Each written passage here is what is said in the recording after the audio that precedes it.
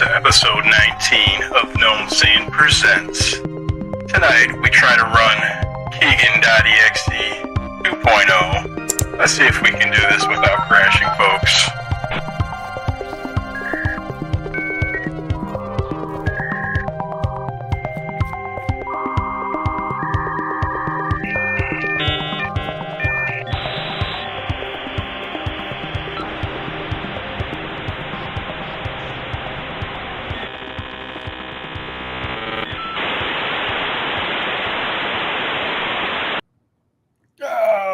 Still the best fucking intro you've ever done. Again.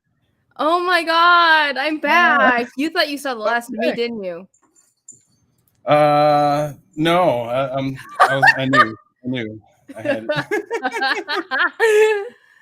gotta change my back. There we go. Welcome back. How you doing? I'm back. It's me. Better than ever.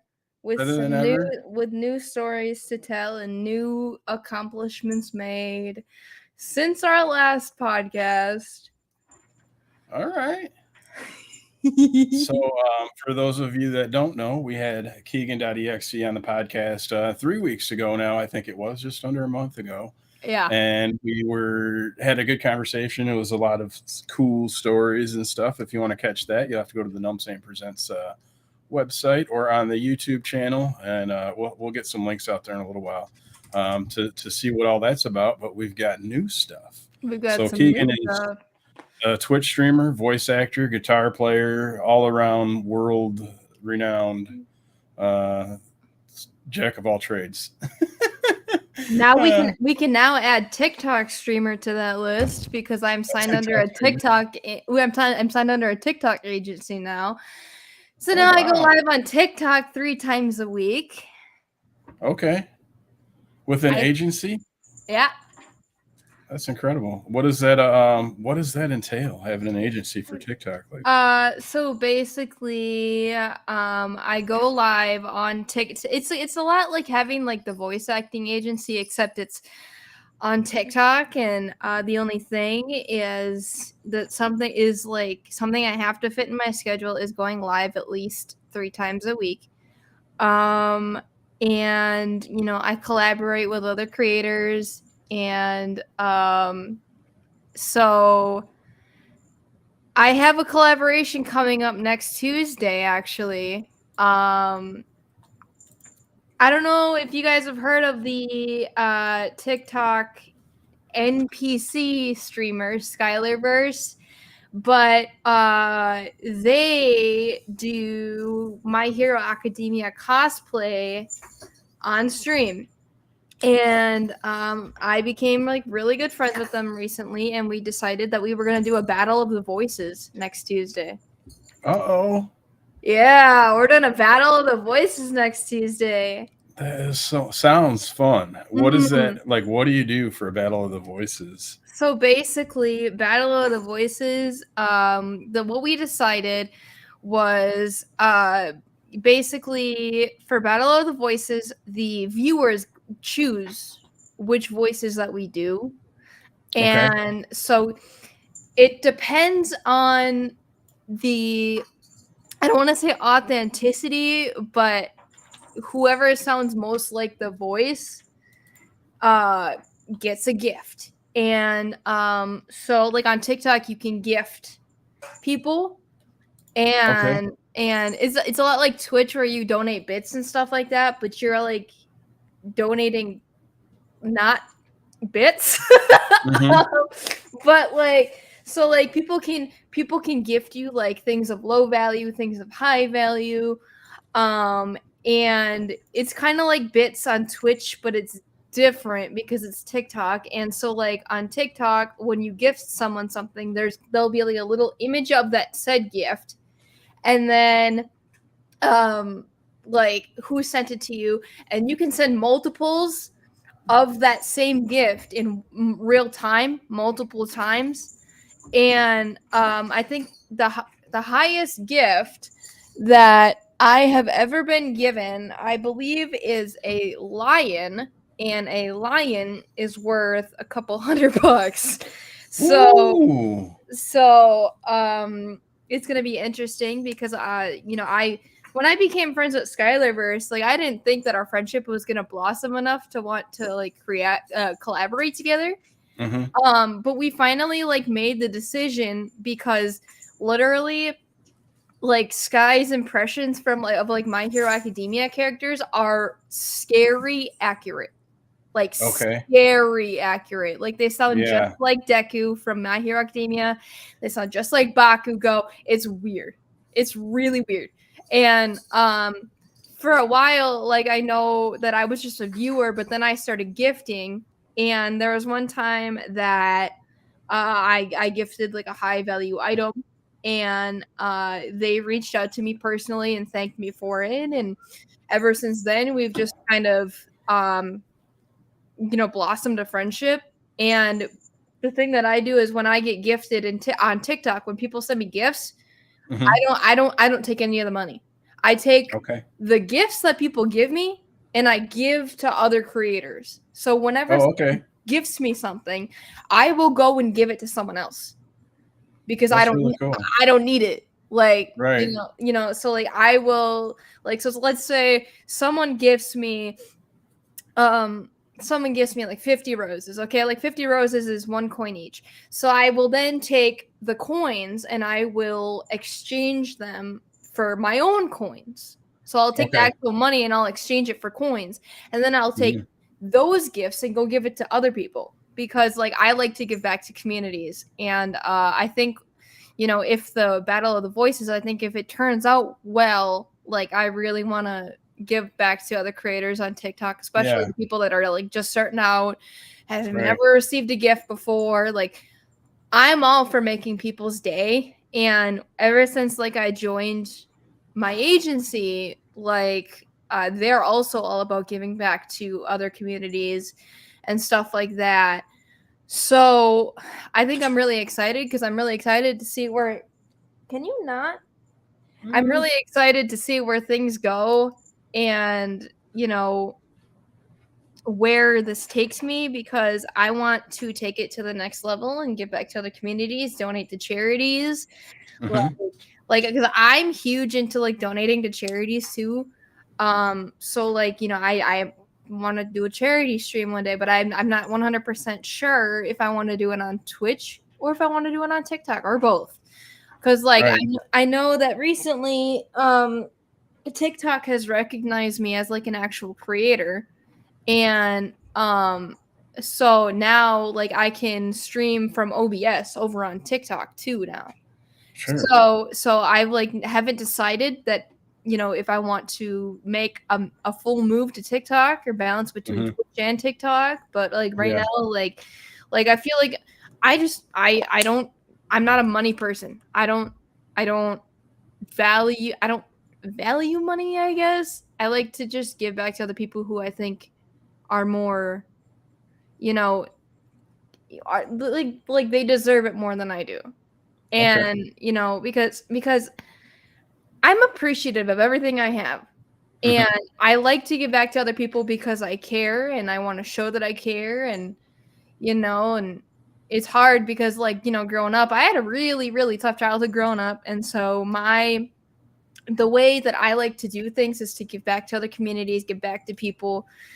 And like that's my biggest goal of 2024 is to just pop off and be able to donate to charities, donate to, other people. Okay. That's Yeah. that's my biggest thing for 2024 is I want to be able to donate to charities and I want to be able to help people because that's what I'm about. Well, that's awesome. That's a really Believe, good thing. believe me. Like, Yeah. What is the I don't have you followed on this particular TikTok account that I'm logged into. So I don't have I had it on the other one, I know, but what is your TikTok name? my TikTok is Weenie Hut General. Weenie Hut General. I remember that. Well, I didn't. I remember it now that you say it, but I'm pulling it up right now. I'm going to go get a follow on this account. This is the Gnome Saying Presents TikTok account. Okay. And we are going to share that so you Yeah. guys can Yeah. go check I out Keegan at I TikTok. better see y'all. I better see y'all battle at the voices next Tuesday, bro. Yeah, next Tuesday. So Next Tuesday, Tuesday. What time is Tuesday. that going to be at? I think because I have my actual job and I work until 4:30, so I believe we're doing it around this time, but in Central Time, so 6 p.m. Central Time. Okay.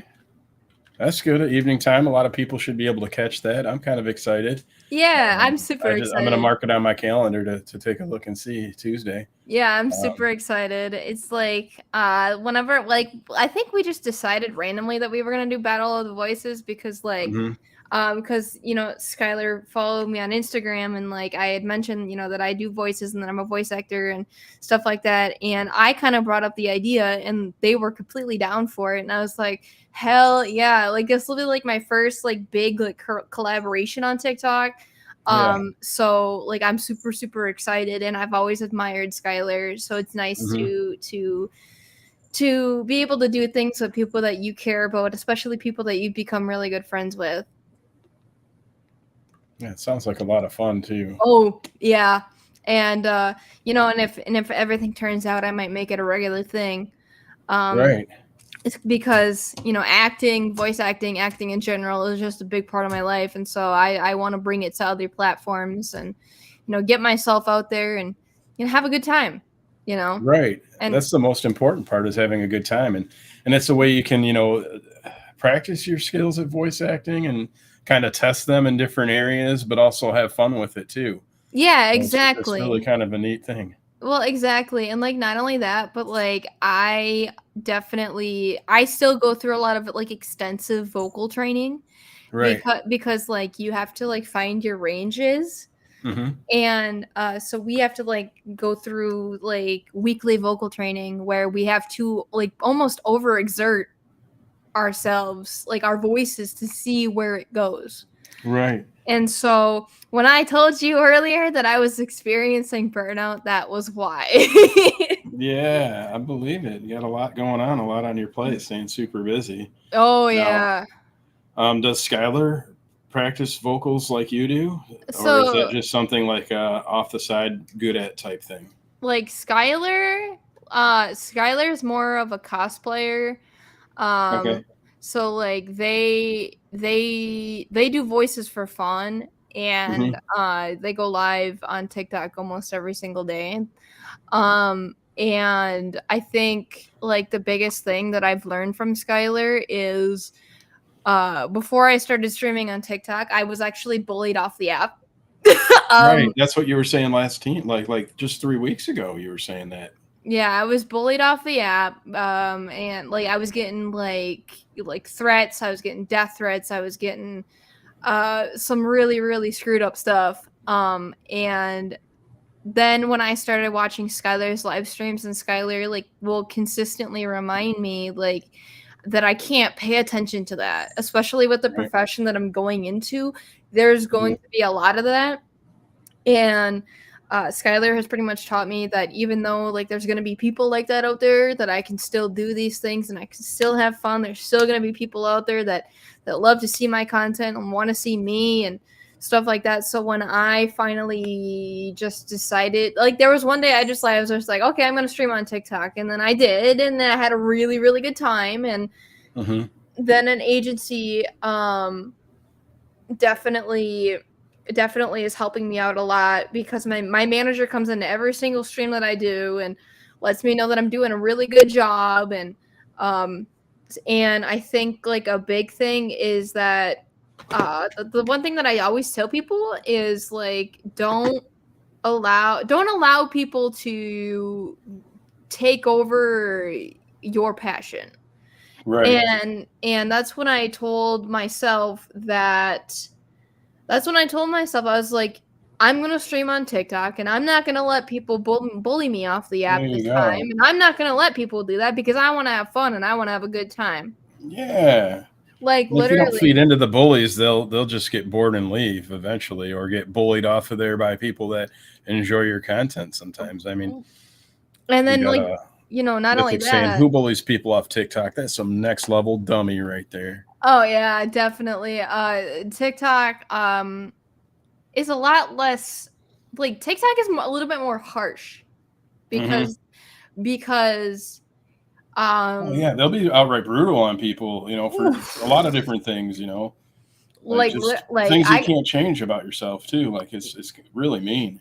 yeah, and like I've gotten like death threats and people like coming into my TikTok DMs like telling me that they think that I'm ugly, that Right. stuff like that, and like if I dress a certain way or put makeup on or something like that, there's always going to be someone that comes into your TikTok chat and judges you for how you look. Right. And And there's might be someone that's another TikToker that's just trying to start a feud just for oh, whatever to get the views or whatever, but they'll go try to start a feud with people too, and just yeah. it turns into name calling and can get rather ugly. Yeah, exactly. And the thing about it, the thing that I've started to do to kind of push people that bully me on TikTok away and like to tear them away Hmm. is to completely ignore them. They don't like Yeah. that. They don't like that. People that bully on TikTok, they don't like when you ignore them. No, but They hate it. you just took their power away. Mm-hmm. So And that's really then what you did. You just their power is to disrupt and tilt and get you mad and salty or whatever. And if you don't allow them to do that, then they're defeated. exactly. And or like or another thing I do, like if someone says, "Oh, I hate you." I'm like, "I'm sorry you feel that way." Like literally Right. like kill them with kindness type of deal.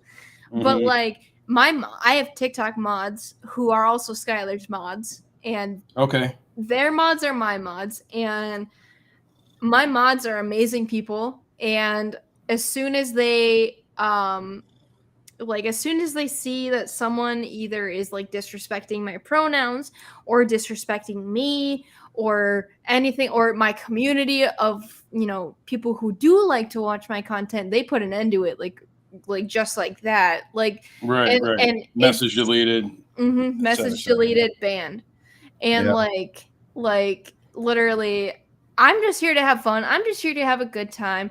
I don't really expect a lot of the things that I do to really go anywhere per se, but I just like to have fun and like on Yeah, and it all adds up. It's all getting yourself out there and having content and mhm. it's And fun. and I think uh since I started doing more stuff on TikTok, I've been having a really really good time with it lately. Hmm. Like, I think my last TikTok stream, like I had like a couple hundred people in there and it was just crazy Wow, because that's wild. and like this is like the first TikTok stream that I had, like nobody was hating on me. Everyone was super nice to me and it almost felt different because from the last Yeah, time the right. last time and I got bullied off the damn app, I come back and I go live and suddenly people are being nice to me and that's really weird.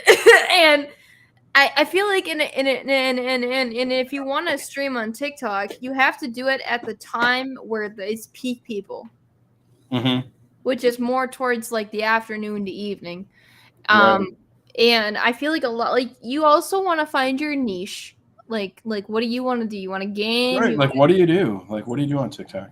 I I do a lot of like just chatting streams, Hmm. and we'll sit and we'll talk. We'll have a good time. Sometimes we'll have little dance Oh, you parties. got a kitty too. You got a kitty playing. Yeah, that's Ah. Peach. That's Peach. My Princess Peach.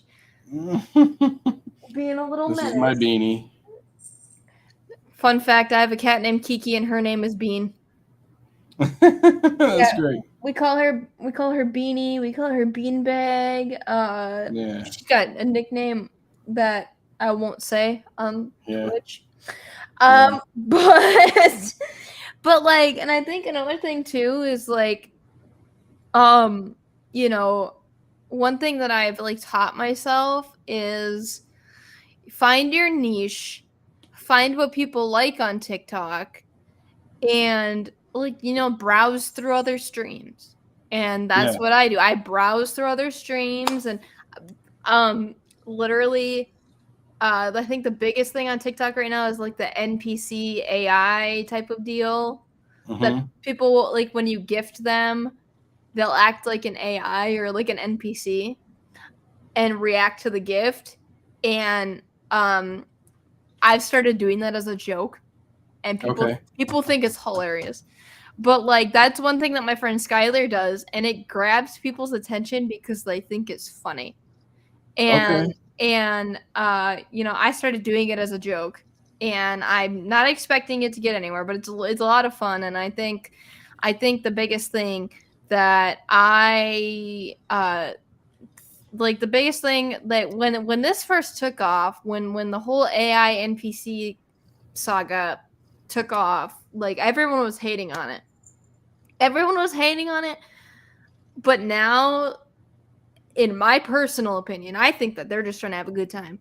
So it's right. So can you give me an example? Let's say I gifted you a beanie emote or something. it's like let's say if you sent me like a rose gift, like if be like, you pick this for me, like literally, like it's like when I mean, I started doing it as a joke, and people, my friends will cringe, but because they're my friends. But like, right. But like other people, they get a kick out of it. So like, like let's say if you sent me like a couple roses, and you're like, and I'd be like, you picked this for me, like literally, like just acting like an AI or like an NPC in a game or something like that. Like like people love that. I don't understand why, but people love that. And that's hilarious. it was like the peak of COVID too, when it first started, like the peak of COVID. And it's still a thing, and it's my favorite thing on the planet. Not gonna lie to you. What, acting like an NPC and saying like one-liners? Yeah, like one-liners, like literally, like if someone, like with my friend Sky, if someone gets them a cowboy hat, he'll act like Rick Grimes. He'll be like, "This town ain't big enough for the two of us, man, Carl. I can't find my son."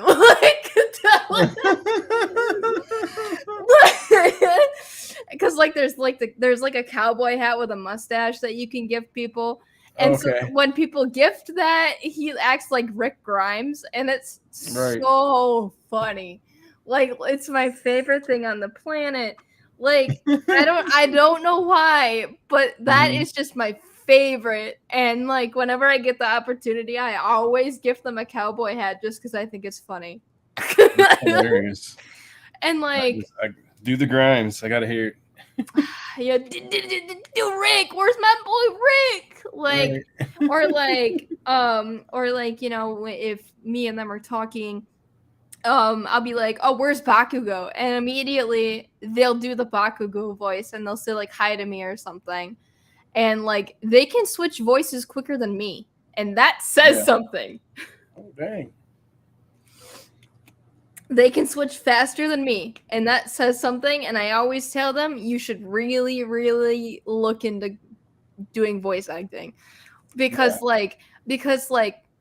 behind the mic, like I'm sure, like if anybody from My Hero Academia, like if they for some reason couldn't do their roles anymore, like Skylar could do a perfect voice match, and it's really scary. And and I feel like another thing too, like as I've started to network with other creators and TikTokers and stuff like that, I feel like too, when you network with people, it kind of helps you figure out who you are. Sure.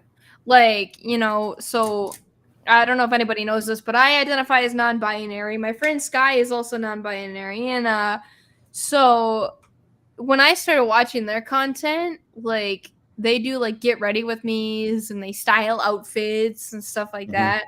And so when I started watching those types of things, like it kind of just helped me kind of realize who I am, and that I don't have to be afraid to be myself and to dress how I want and to look how I want.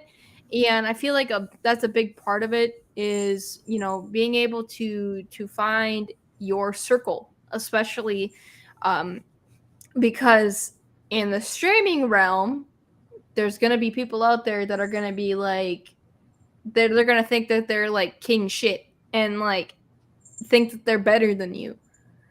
But and I hate people like that.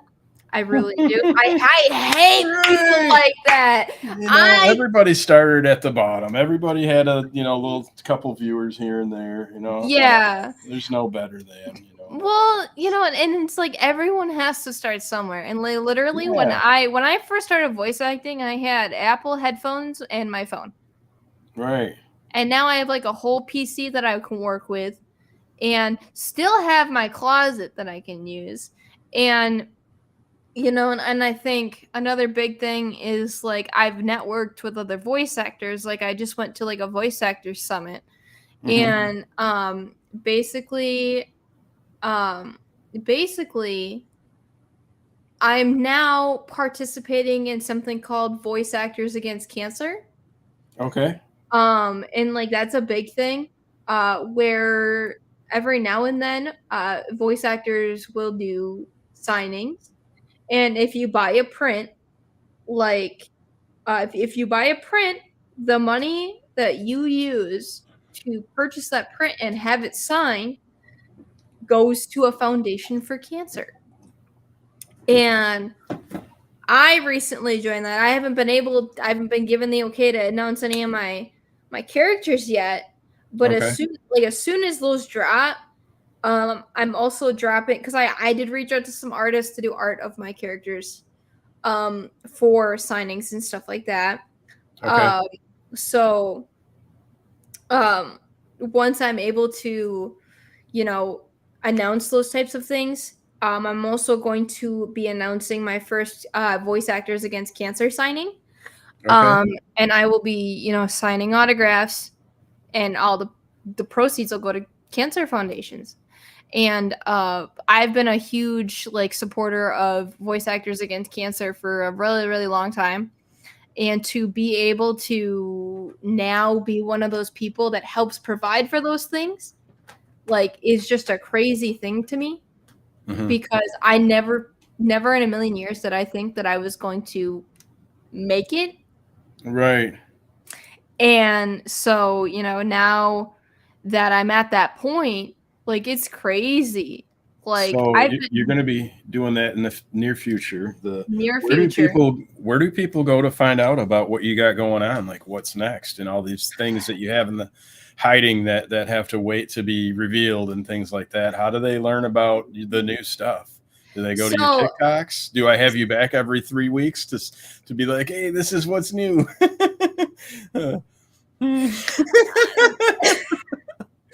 nah, only if you want to. But like, Yeah. and I think once I'm able to like, openly talk about it, Hmm. the first place you will find it is Twitter. The Okay. first place you will find out is Twitter. And then TikTok is like my secondary. And then TikTok's my secondary. And Instagram is my whatever will comes after number 2. 3. Yeah. Yeah, whatever comes after 2. So like it's always going to be Twitter first. Which if you don't And follow me on Twitter, it's Keegan.exe. yep, we got it right there. We got the links in chat to go follow on Twitter. You can get the latest news and updates and announcements, the first place priority on Keegan.exe, Keegan.exe on Twitter. Just click the Yeah. link, hit the subscribe button or whatever they got on there, No, and get your not Keegan only news. not only will you hear about upcoming projects, but you'll see me say things that are out of pocket that I can't say on Twitch. Oh, all right. There we go. You can get the random like NSFW stuff going on the Twitter. And for you guys that are new here as well, Keegan has got a Battle of the Voices Tuesday on TikTok. Yep. And we'll put those links out there for you also. We got Pac-Man and Mythics talking about bullies, saying they are terrible, that they are. Mm-hmm. Did I ever show you my new tattoo my last podcast? I don't know. I think you did, but set your heart ablaze, go beyond your limits. I think you did, but that's so sweet. Yeah. That's a great. Hold on. Let's get this. Get me off of here. How do we do this? No, no, no. This is my tattoo. This is my brand new tattoo. I got it on my birthday. It's something from Demon Slayer. It's Nice. from the Demon Slayer movie. My favorite tattoo on earth, and I'm really hoping that Mark Whitten, the English voice of Rengoku, sees it because like I love Mark Whitten, and I've got an anime convention coming up in a couple weeks here. So super excited for that. Are you holding a booth, or are you just going to visit? I actually I help manage it. Okay. So I work the press department, which means like I get, close and personal with other voice actors, and if press outlets want to interview the voice actors and stuff like that, like I have to make sure that things aren't said that aren't supposed to be said, and making sure that they're comfortable, and the things being asked like are pretty much pre-screened. Okay. But like I did, however, I can't talk about it yet, but I did get an invite to another con. All right. As a guest this time, as a I think I was asked to be a masquerade judge. And so basically what a masquerade is that people will get into cosplay, and like there's gonna be like background music, and then like background music and lights and fun stuff, and basically like you'll go up on stage and you'll be in your cosplay, and you'll do like a couple different poses, and you basically, I don't want to say you judge their cosplay, but you kind of base it off of what kind of award this person should win. Okay, so it's kind of sort of ranked in a way, and then they get a reward or an award or a prize or something, and if you do the best, you're gonna get like the best types of prizes or whatever. And like another thing that with the con that I'm going to in a couple of weeks here, I'm running a panel, and I'm running a bad fan fiction reading panel. Where people can submit their worst and raunchiest fan fictions oh my gosh, ever write, and guess who has to read it? Me. Oh boy. And I think the, I don't want to say the worst, but like the best fanfic gets like a gift of some sort. And then I'm running a panel called Actually. So basically what that can you not? Okay. But like what that is so basically what we'll do is we'll state something about an anime that's like canonically incorrect. And then someone has to yell out actually, and say the correct thing. Okay, so it's sort of like a quiz show called Actually. All right. Yeah, basically so let's say Tanjiro Kamado, like let's say he's not a demon slayer and he's a Hashira. So if I said Tanjiro Kamado is the flame Hashira, someone would then have to go, actually, he's a demon slayer. Okay. So, this is my first year doing panels. Because this was like something that I wanted to do for a really long time, is like get more involved in the convention realm. And I have a lot going on, which is why like it's really hard for me to get free time. And so like for me to do this podcast, like I almost canceled, but I was like, I'm in too deep. I committed. I was like, I committed already. Well, thank you. And we've got some viewers here that I'm sure appreciate you taking the time out in your busy schedule to to come sit down with me and chat a little bit. Well, So I yeah, appreciate that. of course. Like, like I may have like a lot going on, but like I committed to something. Like, I committed to something the moment I requested. Right. And if I commit to something, it is very, very, very, very, very, very, very, very rare that I will cancel. Yep. Because like if I commit to something like that, I will make sure that there's time. And so I've been really, like, I'll be honest with you, I've been really, really tired lately just because I've been so busy. Yeah, I'm sure. And I'm on freaking maximum overdrive right now. But Yeah, we like, got a question from Mythics. We're gonna add. Sure. He says, "Has anyone ever tried to draw you? I have one of my viewers draw me after printing me out, and when I saw it, it brought me to tears." I've never had fan art before. Besides my icon, which that was done 2 years ago.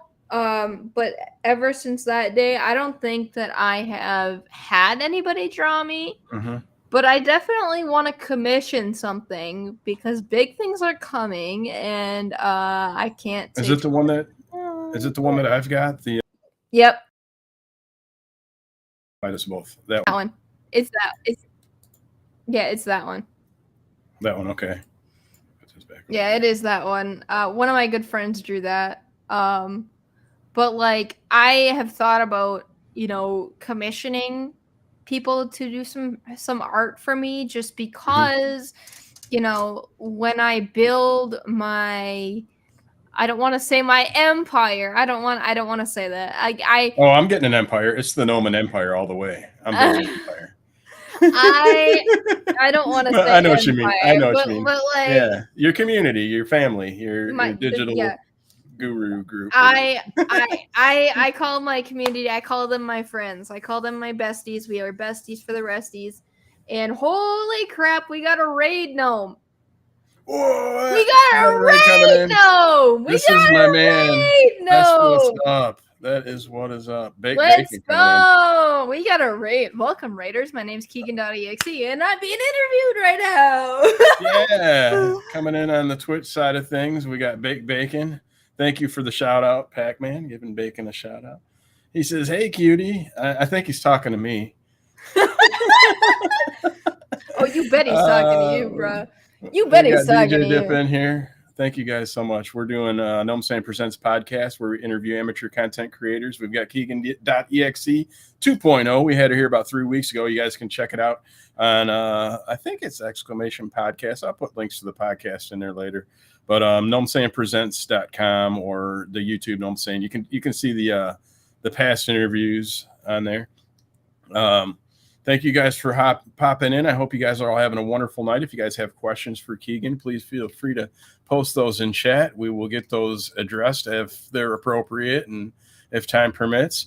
Keegan is a voice actor, live streamer, TikToker, all kinds of stuff, does so much cool, fun stuff. Next Tuesday, she is doing a TikTok Battle of the Voices. We're going to put that up in chat right now here for you guys. So if you guys want to check her out on TikTok, she's doing Battle of the Voices Tuesday around 6 p.m. It's where the community is going to ask different voice characters to do and stuff like that. And whoever gets like the best, the closest and stuff like that is going to win. Yeah, thank you guys. It's going to be me and Skylarverse. Skylarverse is a cosplayer and streamer. So me and them are going to be doing Battle of the Voices, and we're going to have a grand old time because we're besties for the resties. But welcome in. I appreciate you guys coming in here, and I appreciate you rating Gnome. Gnome is a really good friend of mine, so I'm very happy to see y'all here. That was my spiel. That was my spiel. I had to do my own spiel. I had to do my own spiel. That's a good spiel. And there's the link to Gnome Saying Presents where you can find the YouTube link and you can apply to be on the podcast. If any of you are amateur content creators would like to be on it, we're doing it Wednesday night, 7 p.m. Eastern time. We've got BC Fluffy next week, and we're open the rest of the weeks after that. So please feel free to apply. So where were we? We were talking about, help me out here. What What were we talking about? What were we talking about? Hold up. The big old bacon raid with Dip and everybody coming in here threw me back a little bit. NSFW, the fanfics. We were talking about the conventions. We were talking about the artwork, like getting artwork. That's where we were left off at. And just to preface, we're not talking about me doing NSFW. Thank you, for clarifying that. That was just one of the comments in chat that I had to talk about because Keegan is going to be doing some stuff at a convention where it's bad fan fiction, and she's going to be reading bad fan fiction. So that's the situation there, and to put it in better context. Yeah, it's not me doing it. I swear to God. Next thing you know, bloop, bloop, bloop, follow. Where is that NSFW fan fiction at, Keegan? I won't lie to you. When I was a wee little child, I used to write fan fiction, which you could probably find somewhere on Wattpad or something like. But I don't write fanfic now. I do write stories, and I am in the process of writing a book, which is almost done. So I'm very excited. I didn't mention that the last podcast, but I am writing. I'm an author too. I'm writing a book, and it's almost done, and it basically trauma dumping, but like. You want to give us like a synopsis of the book or like a preface of what's happening or anything? Is it a fiction? So basically, for those who don't know, okay, Pac-Man, you don't want to know that. I'm next good question though. Next question. And Pac-Man, for anybody that might be listening, said what sort of stories on Wattpad? We don't mention those. Just know that it involves Kellen Quinn from Sleeping with Sirens. But like the book that I'm currently writing is it's a book. It's a story of my life, basically. And for those who don't know, I have had a lot of struggles in my life. Being disabled, autistic, and stuff like that. Like I lived a kind of a difficult life, and so I decided that I wanted to write a book about it, and I wanted to kind of show people the struggles that I faced growing up and what it took for me to get to the point to where I'm at now. Okay. And I want to kind of show people who may have been in similar situations or the exact same situations, like there's a way out of it. There's a way out of struggles. There's a way to really get out of there and create a good life for yourself. And so when I decided to write this book, like I literally I made myself cry multiple times writing this book, just thinking about all of the struggles that I went through and the fact that I've gotten so far in my life. Right. Like it nearly has put me to tears many, many times. And so it's an autobiography then. Yeah. And so basically, when I first started writing it, I actually have a dedication to Corey in there. And because Corey is a big part of my life. Like for those who don't know, I'm basically Corey's adopted child. So for those of you that don't know, Corey's Got This from Twitch streaming Dead by Daylight and such. Yeah, and he's been on this podcast before. He's the reason I'm on this podcast. But basically, if you see in chat where I'm calling Corey dad, it's because like he's basically almost like my internet dad. Thank you for totally putting your tail in the camera. Thank you. That's what tails are for.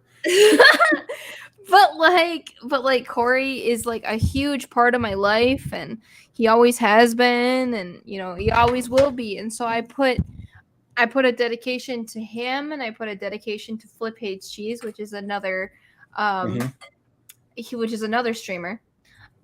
Who's also really good friends with Corey. He's my other internet dad. I have a lot of internet dads in this world.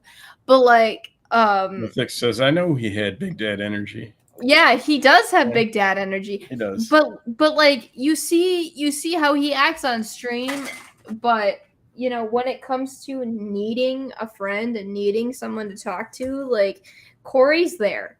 And that's why I put a huge dedication in there for him. And I believe I told him already. But the first book that comes out on paper copy will not be mine. It will be going to him. Okay. And I'll be signing the inside of the cover. So when my book comes out, there's gonna be paper copies. There's gonna be there'll be physical copies. It'll be available on Amazon.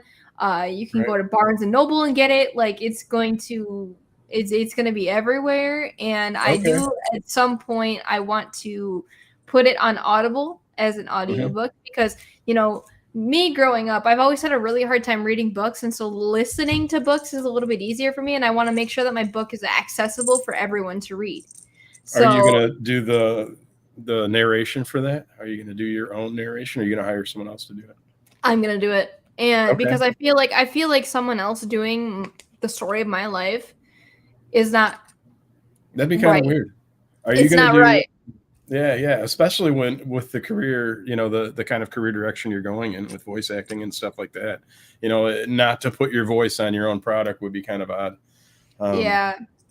and would be Um. funny. And I don't know if you're going to do anything like this at all, but I'm picturing you doing like imitating Corey's voice for parts or imitating other other people there in the book. Like Corey said this, and you just say it. I don't know. It just You silly. literally knowing me, I would. Knowing me, Yeah, I would, and Corey knows I would yeah. because it's Corey we're talking about. So How long? How far down the line do you think this is before this book gets out? probably within the next couple months. Oh wow, that's soon. It's That's awesome. this is taking me 2 years to write, Yeah. and because I think about what I wanted to say, what I wanted to relay, and Hmm. I had to put a huge trigger warning in the book just because it does get, though you can't see it, but like the writing gets really graphic. So I had to put like a trigger warning in there, like if you're triggered to these types of things, like don't read this. Right. Like, and like that's another thing that I always do that I feel like a lot of people miss is trigger warnings to certain stuff. And Hmm. because growing up with a particularly difficult life, like I get triggered by certain stuff really easily. So like if I see a trigger warning and it's something that actually does trigger me, like I won't look at it and I won't read it, I Hmm. won't look at it, none of that. But Right. like not like yeah, exactly. Not a lot of writers do that. And that is something that I want to make sure is prefaced before you even read that first sentence. And I think once this book comes out and I have the first physical copy in my hand, that is going to be the moment I look at the book, look at myself, look back at the book, and I did it. Because you know I've always wanted to be an author. I've always been good at writing. I when I was in school, I there's a paper that I wrote that is 1,600 words long, Hmm. and it was a something that I had to write for my English course or something like that, where like we had to read one of our favorite books, and so I read it, and I was huge on uh basically I was huge on uh what do you call them, autobiographies. Hmm. I was really big on those, and so I read one of them, and I don't remember whose I read, but I wrote this paper, and it was perfectly written, didn't need to be edited. Punctuation was where it should have been, and to this day, this teacher carries this paper with her everywhere she goes because she still teaches. She carries it with her to every district that she goes to, and she uses it as an example in her classes. And I even won an award. So Wow. All right. I hold writing very near and dear to my heart because I feel like it's a And you very were in first grade, right? Was I would no, I'm just kidding. no. But in first grade I was writing papers like that. Yeah. Like writing has always been a big part of my life, and I think I was a sophomore in high school when I wrote that paper. And like I basically think that more people should write. And the only reason is because not only do you get what you're feeling out, but that could go somewhere for you. And and then when I decided that I wanted to go back to school, I initially wanted to go for journalism because I wanted writing to be a part of my life forever.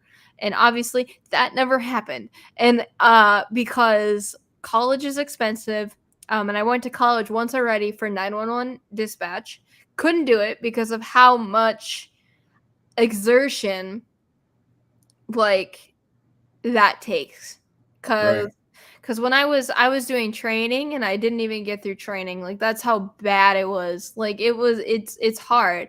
And so when I picked up writing and voice acting and streaming, I picked those up because not only do I love to do them, but I can work on my own terms. Hmm. I still work a 9 to 5, but I'm trying to get Right. to that point where I don't have to do that anymore and still Right. be able to provide for my family, Yeah. provide for my partner, provide for my cats, I'm gonna like, and it's crazy because I'm like starting all these things at the age of 24, and and like these are things that like little kid me would be like, holy crap, like you're actually doing something like that you want to do. Because a lot Right. of people growing up, a lot of people like they kind of just deteriorated me away from wanting to do the things that I want. And so, and like another thing is when I got this tattoo, I got it from a artist whose daughter also has cerebral palsy just like I do. Hmm. And when I was explaining my story to him and kind of telling him that I was deterred from getting tattoos for a while because a tattoo artist did turn me away. They did turn me away because of my disabilities and stuff like that. Hmm. They did Hmm. turn me away. And that for like 2 years I would not step foot into a tattoo shop. Yeah. And so I would not step foot and I would not go anywhere. So it's like when I got this tattoo and I was telling him my story, he just tells me if I ever want a tattoo to come in and see him. And so I do. And I'm older than him. I'm older than this tattoo artist. And I'm like, what the hell? How am I older than you? Like, I think this artist, That's he's like, hilarious. he like had just turned 22 and I'm about to be 25. So like, just the fact that there's people out there that that still like me, that still appreciate me, that appreciate the content that I make. Because there was one person that came to me and said that my content helps them get through tough times, and let me tell you how hard that hit me. And like it hit me so hard because I remember being in that same situation where I was Hmm. watching streamers, watching content creators who then became my comfort creator. As Okay. people call it, your comfort creator. And obviously Corey's one of them. And so when someone like came to me and said that I was their comfort creator, I nearly cried. I was like, "Oh my god, like I'm making a difference in someone's life." And that's all I've ever wanted to do. And like if anybody in these chats, like if they don't want to pursue what they want to do because they are afraid, don't be afraid, because what you want to do in life could get you somewhere. And I could literally I could talk about this for hours. And it's because I want people to know. Right. You're passionate about it. It's the Brenda drive to go and pursue your goals and the obstacles that you've overcome, and understandably so. Absolutely. Right, exactly. And like when when I was in school, I was getting bullied pretty bad. And so like really really bad. And so, you know, in that peak time I started to figure out what I wanted to do. And like if anybody tells you that you can't do something, don't listen to them and do it anyway, because where I'm at right now, I'm in my eyes, I'm doing pretty damn good. Right. And if anybody ever tells people different that you can't do something because of something else, there's always a way around it. I literally played hockey, for crying out loud. Like I I played Ice on a hockey or floor hockey or I played on a regular hockey team of able-bodied people as a disabled person. And everyone thinks because just because I have CPI, I have to do Special Olympics. Like nothing against that. But people think because I'm disabled, I have to be in Special Olympics. mm-hmm. They're wrong. I played in a regular able-bodied hockey team, and I did Yeah. that for years and years. And there's a way to work around these things, and I wish more people knew that. And I wish more people like could just see that people with disabilities aren't different. We are the Mhm. same. We just do Right. things differently. Right. We're just like everybody else. And and if anybody is watching this who's like in like the same situation, I just want you to know, like, no matter what anybody tells you or tries to push you away from, like, don't let them do that to you. Don't let them do that to you, because the more you put it off, the more you put off doing the things that you want, it's not going to be successful if you keep putting it off. Right. And the one thing that I've learned is you'll get 1,000 no's before you get a yes. And I said that the last time I was here. You'll get 1,000 no's before you get a yes, and that's in Yep. any situation. Right. And so like I'm very passionate about these types of things, especially advocating for the disabled community, is because I want them to know that they are not alone in anything. Right. And the truth of the thing is too, with having dreams and goals and desires, is a lot of people will give up on themselves before they see it through to fruition. And if you do have a dream and it is achievable, even no matter how hard it is, you have to not stop trying to reach it. And Mm, those 1,000 no's, you might get that one yes eventually. It might be 2,000, 10,000 no's. But if you don't give up on yourself and your dreams, then you have a possibility of achieving those. If you give up on your dreams, you'll never. The possibility goes right to zero if you stop believing in yourself and stop trying. So a lot of people will just give up and they'll settle for the 9 to 5. And I mean, that's partly why I'm here doing this with you right now. I have dreams to be content creator. I have a lot of terrible things going on in my life. I'm in debt right now. It's horrible. Like, things are so bad, but I try to keep that energy up and at least keep, doing a podcast and keep doing some entertainment. And I always have it on my mind. So it's not something I'm giving up. The job that I'm looking to get is going to be a stepping stone to get me where I need to go. So exactly. Like as you said earlier, like if you keep telling yourself that you can't do something just because someone else told you, you right. know, I'm gonna be that person that be like, fuck them. It's true though. It's true. Literally, I'm gonna be like, fuck them, and just go do Yeah, it. Like right. literally, like you could literally pack up all your shit and like leave. The only Like, opinions that matter, that should matter, are your close knit friends and family, like close, like super tight. That's it. Anyone else that has an opinion, it does not matter. That doesn't matter at all. well, Um, yeah, exactly. And like in my profession, one of the biggest things that I have to remember is when my manager tells me, "Oh, like, this could be better, or you could do this a lot better." Like, mhm. they're doing that because they want to see me succeed and hopefully get more Right, roles. right. And cuz like right now they're trying to construct a website for me, and they're gonna put like my demo reel on there once it's out. Once everything's Mhm. out, they're gonna have a demo reel. They're gonna have clips of the characters that I voice. They're gonna have all those types of things. And I take voice acting classes by actual voice actors, because there are actual voice actors that offer that. Yeah, Like Tony Oliver, like he has like a master class. Karina Betker, they've got a master class. Like I take all their master classes, and it's because I want to get And better. eventually, Keegan.exe will have a master class. Oh, I will have a master class because when Yeah. I was doing haunted house work and I was doing haunted house acting, I was holding master classes on how to design costumes, like how to channel your inner demon and how to channel your inner zombie, your inner like just pushing yourself away for a minute to bring in something else. And if you Like guys want to hear a lot more on this as well, the last podcast we did with Keegan.exe with Keegan, we we took a look at that, and she shared actually one of her costume pictures, so you can go back and check that out and hear all about the costume adventure. But sorry to cut you off. Continue. it's okay. Yeah, and like I held a lot of master classes for beginning actors. And it's because I want to see these people. I want to see where this takes them because you see where acting took me.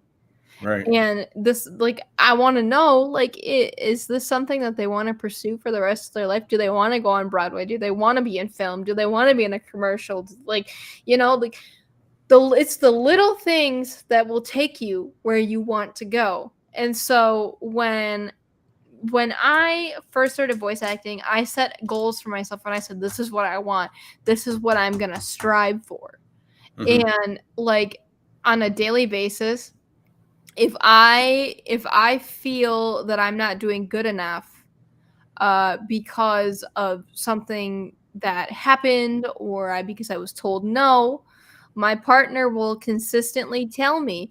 He will tell me that even though they said no, it's their loss because I'm doing a good job and I'm trying my best, and that's all you can do. Especially as an actor, Right. you just gotta try your best. Put your all Right. into like even if you put your all into something and you still don't get it, there's others out there.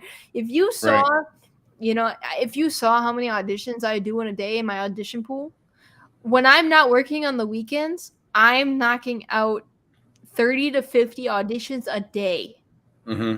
And that's because I want to go somewhere and I want to take off and I want Right. to, eventually be asked to move out to like LA or something like that because like like one of the talent agencies that I'm trying to get with, they're in LA.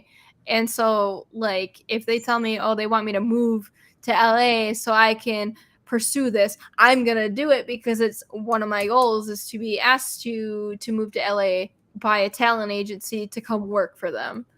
Okay. And I know like we just mentioned earlier, one of my other things is when I get my foot in the door and I get more roles and I get bigger and bigger and bigger, I want to hold a master class. I'm so genuine about that. Mm-hmm. I want to hold Right. a master class because I want to show people that no matter who you are, what you're like, if you have a disability, if you don't, what color your skin, no matter what, you can do it. Right. Like it doesn't matter who you are. What matters is the fact that you're trying, you're putting your all into something, and it's very, very important to do. Right.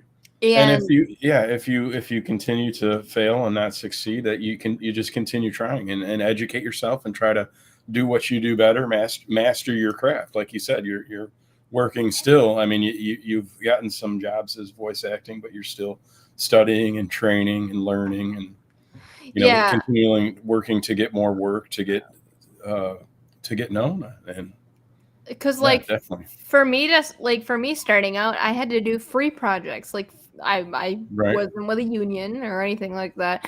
I did free projects, and I did a lot of like smaller things like fan made dubs and stuff like Hmm. that, and then I presented it to my current management company that I'm with, and they took me under their wing like immediately. And Right. Right. it's for people with disabilities, and so Okay. everybody that's with this company has a disability of some kind. Okay. And I can finally say this because I was given the okay to do so.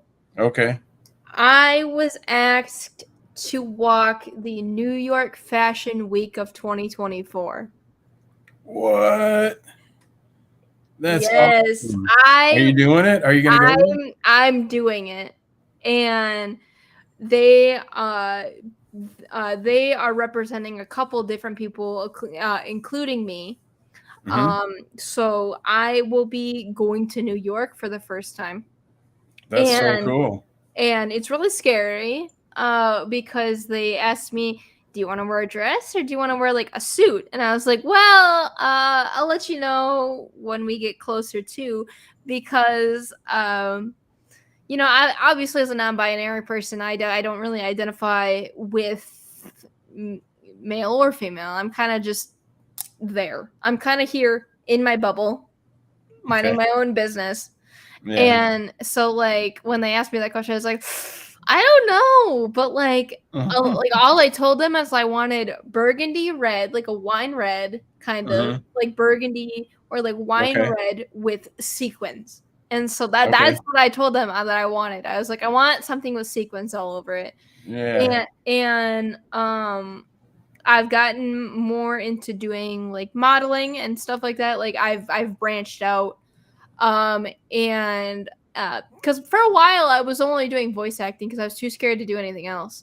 But like I finally branched out and decided that I wanted to do modeling, I wanted to do actual acting, I wanted to Hmm. do you know, I wanted to get myself out there way more because apparently like I'm really good at what I do, so I've heard from mutual friends of mine. but Yeah. like but like that's because they're my friends and they just want to support me in everything I do, which I'm grateful for.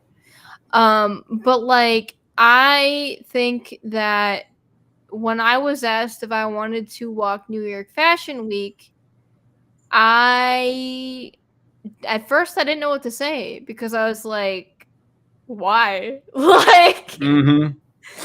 Like that was literally the What time first. of year is it? Like, when is that happening? I believe I'm not sure because it's always different. They Hmm. always do it at really weird times, and sometimes it's like during the summer, other times it's during the spring. Right. But like I still have to like figure that out, and figure everything out. Um, and so when I was asked to walk, at first I was like, I don't want to be embarrassed because I'm a disabled person, and I don't Hmm. want people to be turned away from me because as a disabled person, that's like a biggest fear I have is like my presence turning people away. And so when I was asked to walk, I was like, holy crap, this is a huge opportunity. And I can't say no. Because if I said no, who would I be if I said no? Right. All the stuff you're trying to achieve, and now you've got an opportunity. I'm just looking at the dates, and it looks like they come to New York a couple times this year. Mm-hmm. They've got one coming up in like 2 days. I'm I'm not going sus- to that one. I'm suspecting that's not it. I was like, That oh, ain't it. February 9th. The next time they're in New York is where did my mouse go? Come back here. It is September 6th to the 11th. So that's more towards the fall, but it still should be nice weather. Yeah, I hope so. And like, I don't know, dude. Like when I was asked, it was just crazy to me. And I think the first person I told was my sister because my sister's Hmm. always been like my biggest advocate for me. Yeah. And I don't think my sister knew what to say because she's like, "Holy shit, my little sister is walking New York Fashion Week." Like even I said it, I was like, "I'm walking New York Fashion Week." Right. I literally like I stood there and I was just like just stood there and I'm like, That's "Huh?" incredible. Just another dot on the resume for some amazing accomplishments that you've done, some obstacles and So I all have the two good I stuff. have two separate resumes. I have one for actual jobs and then I have one for like extracurriculars. Hmm.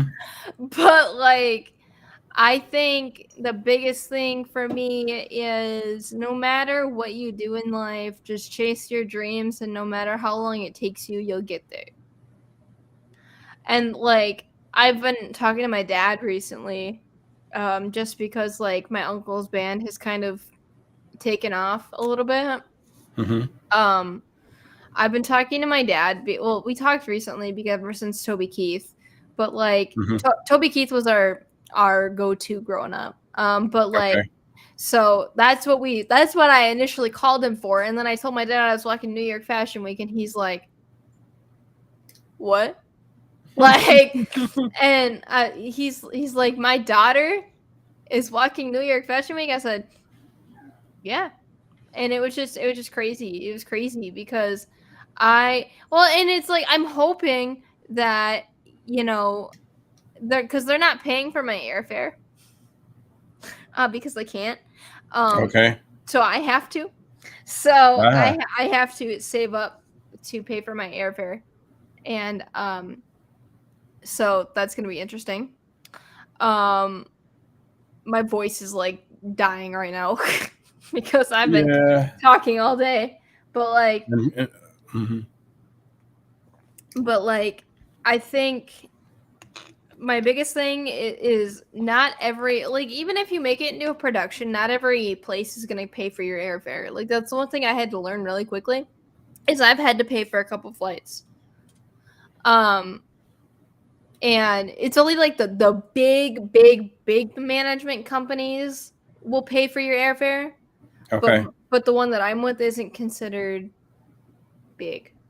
Right. But like it's big, but not big. Like Right. They don't have that extra disposable income bringing in the huge stuff yet. yeah, and like they get invited to New York Fashion Week every time, and they always select a handful of different people to Okay.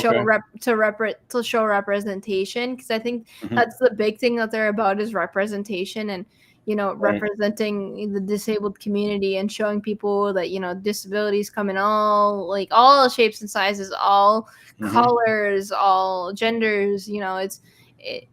It's huge. And so when I got out, like when it was my turn and I got asked, like at first I was like, I'm gonna be, I don't know, like, well, New York is scary, sometimes, but like this is like my first like big trip.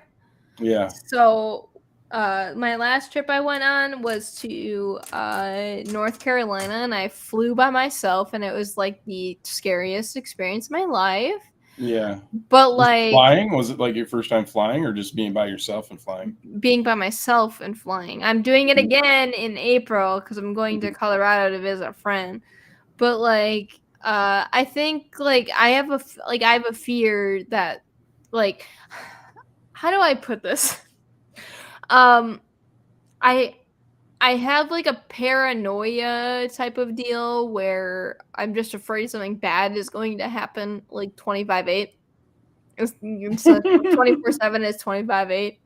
But Mhm. but like I'm always afraid something bad's gonna happen. So then I'm like, bro, what if I die? Like, but I'm gonna have to get used to it if everything takes off and I get Yeah, invited to more you'll be places. I'm traveling gonna, all times. You'll be a world traveler, having to go to different that's my goal too. I want to travel the world. and flying. If you do, you do. What you can't help it at that point in time, and Hmm. it'll probably be fast, and Yeah. can't really worry too much about it.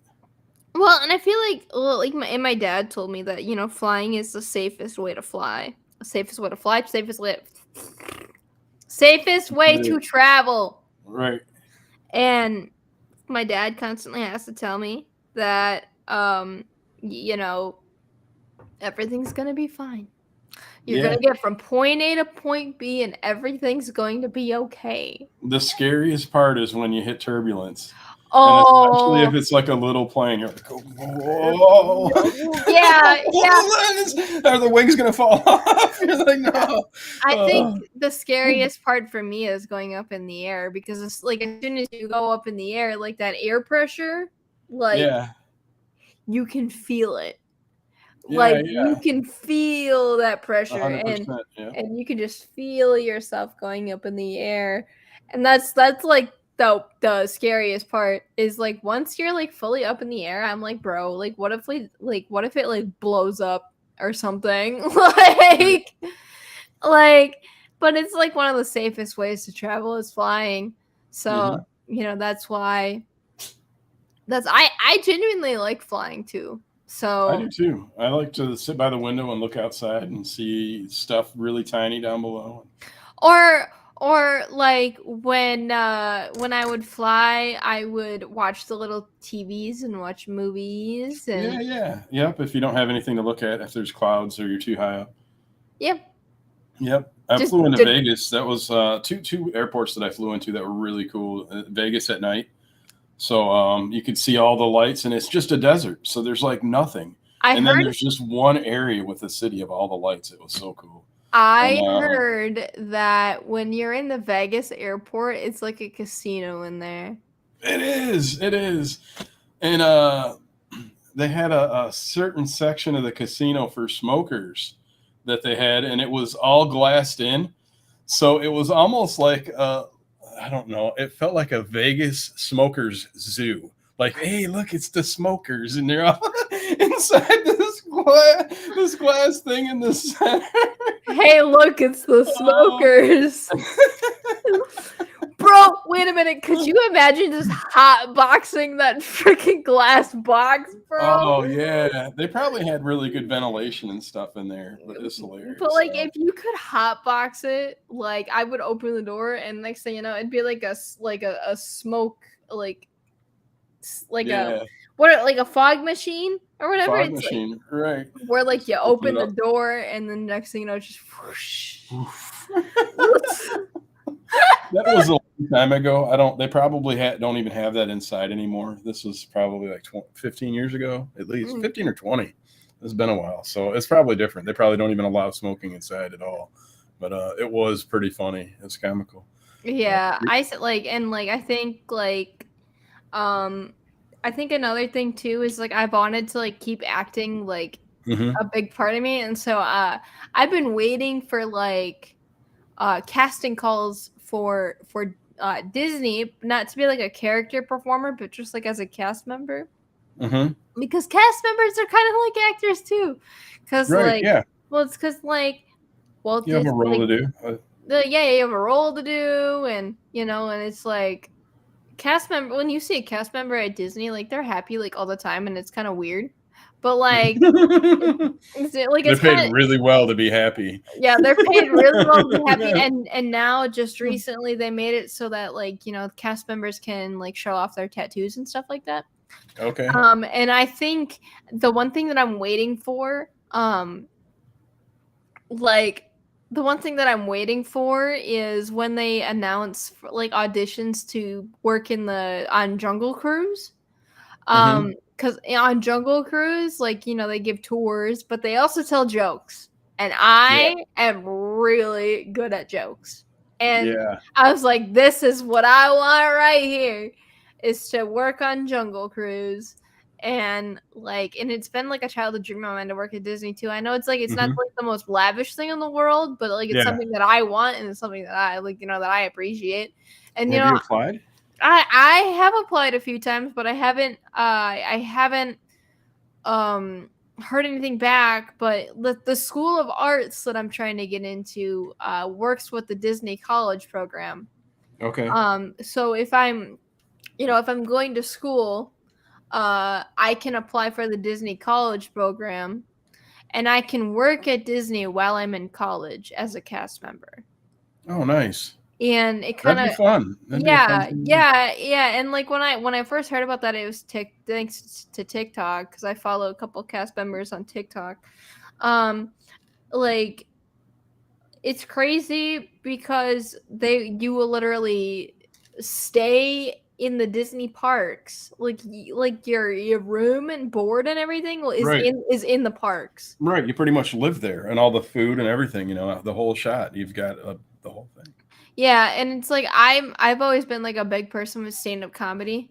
And like the one thing I tell people is like, I do stand-up comedy, and they're like, okay, let's see. And then I'll stand up and I'll be like, comedy. It's so stupid. It's so stupid, but it's so funny. It is funny. It's hilarious. But like, or like, I'd be like, yeah, I can't do stand-up comedy, but I can do sit-down And then you say comedy, right? comedy. Comedy. Oh my god! Like I don't know. I'm happy to be here. I'm happy to be here again, and you'll probably see me again eventually when I have new things to talk about. Oh, that's awesome. If you guys haven't already, you should definitely apply to be on the podcast. Gnome needs homies to talk with. He needs homies to talk with. Sit and chat and talk about stories and things and stuff. Also, Goofy, if you see the VOD, I miss you, and I hope you're okay. I'm gonna send him a clip of that. Oh, do it! I miss him. I should. I miss Goofy. I hope 129. Okay. I'm gonna put this talking about Goofy at an hour and 29. I do too. And I sent him a text. I was like, dude, you got to open invites to show up anytime you want, if you want. And, I don't know. I haven't talked to him a whole lot over the past several weeks, just here and there. And he seems to be doing all right. He's just kind of taking a step back from things like this right now. So yeah, we'll see. We may or may not get Goofy back, but he's always welcome. So yeah, definitely send him that clip. Yeah, I will. Yeah, because I miss that poor guy. Like Pac-Man says, I miss Goofy on my episode. Yeah, I missed him on my first one too. Yep. Poor guy. Can we make this about Goofy because he's such a good guy? Like he is a good guy. Like we need to appreciate the things that he does too. Like Gnome does great stuff and Goofy does great stuff for this podcast. Like this podcast wouldn't be a thing if it weren't for both of them. Like, like they're both funny. I'm gonna tell you that. they're funny as hell. Yeah. And when I first stumbled upon Goofy's stream, I will give you like my honest opinion. I wasn't too sure about him. Yeah. I was like, I'm having a hard time reading this person's personality.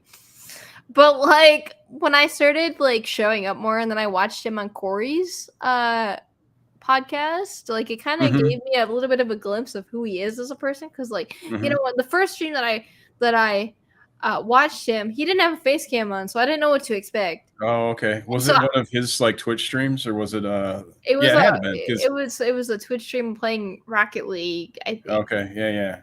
I was gonna say it had to be because he had a face cam every time he's been here. But like when I first started watching his streams, I didn't know what to think of him, to be honest, because I couldn't put a face to a personality, so it was a little harder for me. But when I watched him on Corey's stream, I was like, this is a genuinely sweet guy. He is. He's so sweet.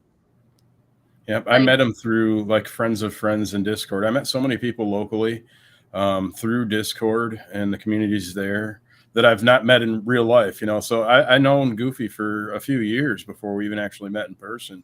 And he lives like a couple miles away. But it was from hanging out in Discord and things like that. We're playing Rocket League and he always has a really good attitude, positive energy about him. He's just a really good, fun guy. And that's why I was like, man, I think it'd be great to do the podcast with him. So he was actually the first person I ever interviewed on the Gnome Sam Presents podcast. And after I interviewed him, like, hey, do you want to be on the podcast as a co-host? And that's kind of when that happened. So he was on most all the episodes since then. But it was, he's a lot of fun and he has a lot of fun interjections and he is a really good guy. So if Goofy sees this VOD for any given reason, if he sees this VOD, we want you to know that we love you a lot. We hope you're okay. And please let me know you're okay because I keep worrying about you. So then I will literally message Gnome and be like, is he okay? Well, and I'm the type of person that if you're my friend, like I'm a wonder about you all the time. Right, and it's And funny because you've not actually met Goofy in person too. no, So that but shows something about you too, Keegan. but I It's consider weird. him a friend, even though Mhm. like, we don't talk or a lot, but there's just something about Goofy that tells me that he is my friend. And like Right. he might not think the same, whatever, but in my eyes and my heart that he is my friend and I appreciate him with every fiber in my heart. So if Yes. you're if for any reason, Yes. Goofy, you see this VOD, I love you. And have a like and I really hope that everything is okay. And check in with me every once in a while, you bastard. Like cuz I get worried. We'll I get mean, this to Goofy somehow. Goofy, you're gonna have to hear this, buddy. well, like, and I will go on a freaking tangent about Goofy if I have to. Like we're going to have to call this the Goofy show at this point. Like, like, Right. like, he's a genuine dude. He's so He is. genuine, and he deserves everything in the fucking universe. Like every fucking person that I am friends with deserves everything in the fucking universe. And you know what? You know what? I hope you have a beautiful day. Yes. Because like I've started doing that now, where if I get like really angry at my friends, I'll be like, I hope you have a beautiful day. Like, I've been working on my anger lately, and I'm like, I hope you have a beautiful day. Like That's a good way to do it. it's I don't know, like if I could go on a tangent about Goofy, but I'm not gonna do that because if I can't do it about Corey, I can't do it about Goofy. Corey forbid it. I know he did. Corey forbid it. He will not let me talk about him. Yep. Bastard. And we've already talked about him like a couple times. Don't Fast tell, forward through those parts, don't Corey. tell him. Don't tell him. He'll yell at me. He'll ground me. He'll send me to the freaking corner. Don't tell him that. But like, in all actuality, like I've made a lot of friends. Like when I meet someone and I think that they're a genuine person, I will consider you my friend. Like everybody that I meet is my friend. Mm-hmm.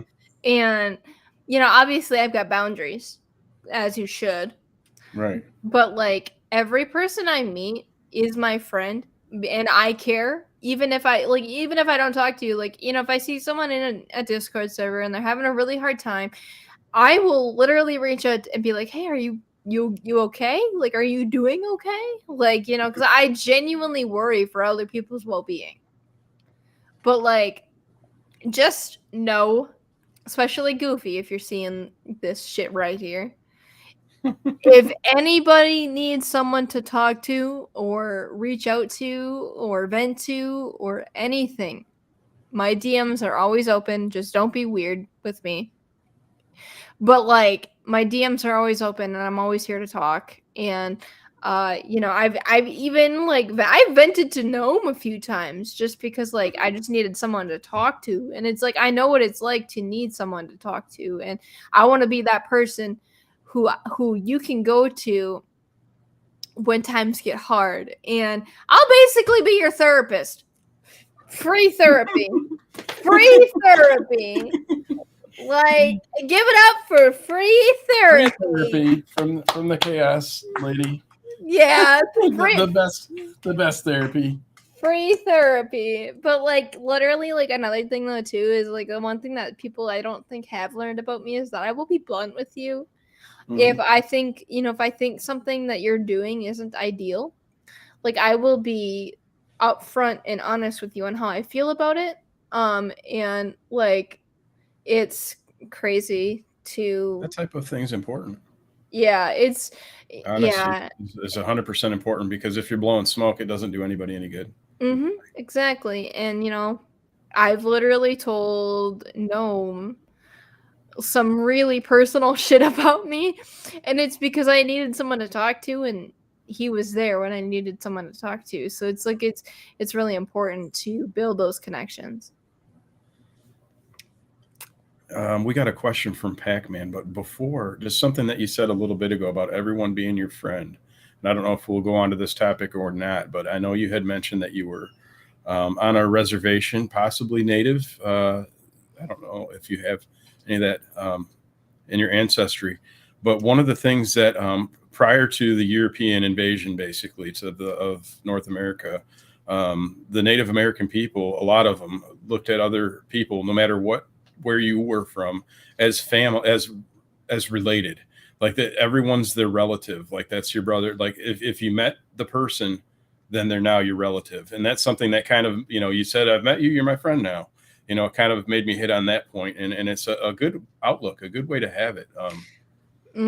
Yeah, literally, like growing up, especially with a lot of that around me, like it's just kind of, it's like a muscle memory type of thing for me now. Like, if your vibes are good and I think you're a good person, you are my friend, you are my family, I'll be there for you when you Right. fall. And I was raised on that outlook too. Hmm. So, but one thing that I really try to pay attention to is making sure that someone's not taking advantage of my kindness and taking advantage of me. Right. And but like the biggest thing is because we know in this world that everybody needs a friend. And as long as I know that you haven't done anything illegal, haven't done anything like crazy, haven't done anything that could Illegal, crazy. I've done both of those. move. Mm. Okay, listen. We are not going into that side of my life. I've But never done anything harmful or anything like that. So I well, mean, yeah, that too. like So mean other people. I've done some illegal activities to the law, but not really, making yeah, and it's towards like other people. if I know that you haven't done anything that's like horrible, Right. like you are my friend, you are my family, and I will be there for you when you fall. And like I've always kept that outlook because I was raised on it. My grandma raised me to be a loving person. My grandma raised me Hmm. to love one another because you don't know what a person is going through in their life. And Right. so maybe 100%. someone just needs that other someone to just talk to and Yep. just and it's hard because it's like you want to help And everybody. human beings are social animals, and they do need that connection, whether it be with one person or many or whatever. But being alone is never a good thing mentally for human beings. Having a little connection somewhere goes a long way. Exactly. Like, and as a person that struggles with depression, like I know what it's like to be alone, and so I don't want someone else to feel that way because Hmm. it literally kills your motivation. Yep.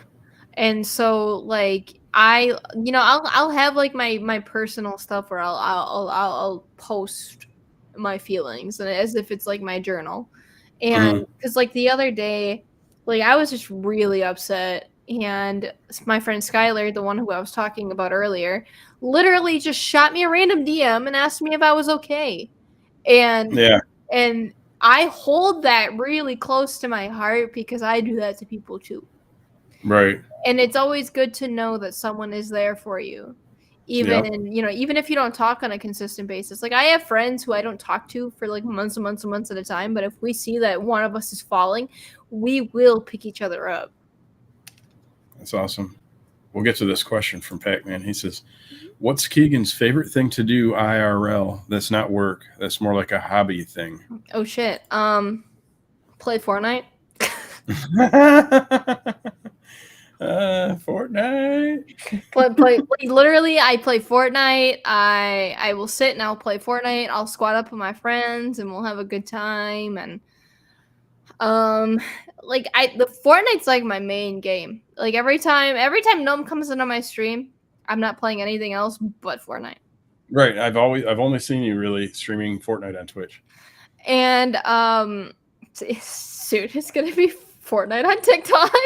Yeah, that's what's up. So I don't know, like Fortnite is like where I built a lot of my friendships, and so like that's why I can't get rid of Fortnite. I can't do that because it's where a lot of my friendships started. So it's like I can't get rid of that like ever. So it's like Fortnite's a muscle memory for me. So I have Yeah. literally I'll sit and I'll play Fortnite, or I'll read a book. Um, like right now I'm reading Jeanette McCurdy's book. I'm reading Jeanette McCurdy's book. I'm Glad My Mom Died. Um, the title is a little off-putting, but let me Mm-hmm. explain. Let me explain. Okay. It's like a biography about her life and what she did to start acting, and like all the struggles that she faced because she faced a lot of abuse. And so I relate to her in a way with her book because I went through a lot of abuse.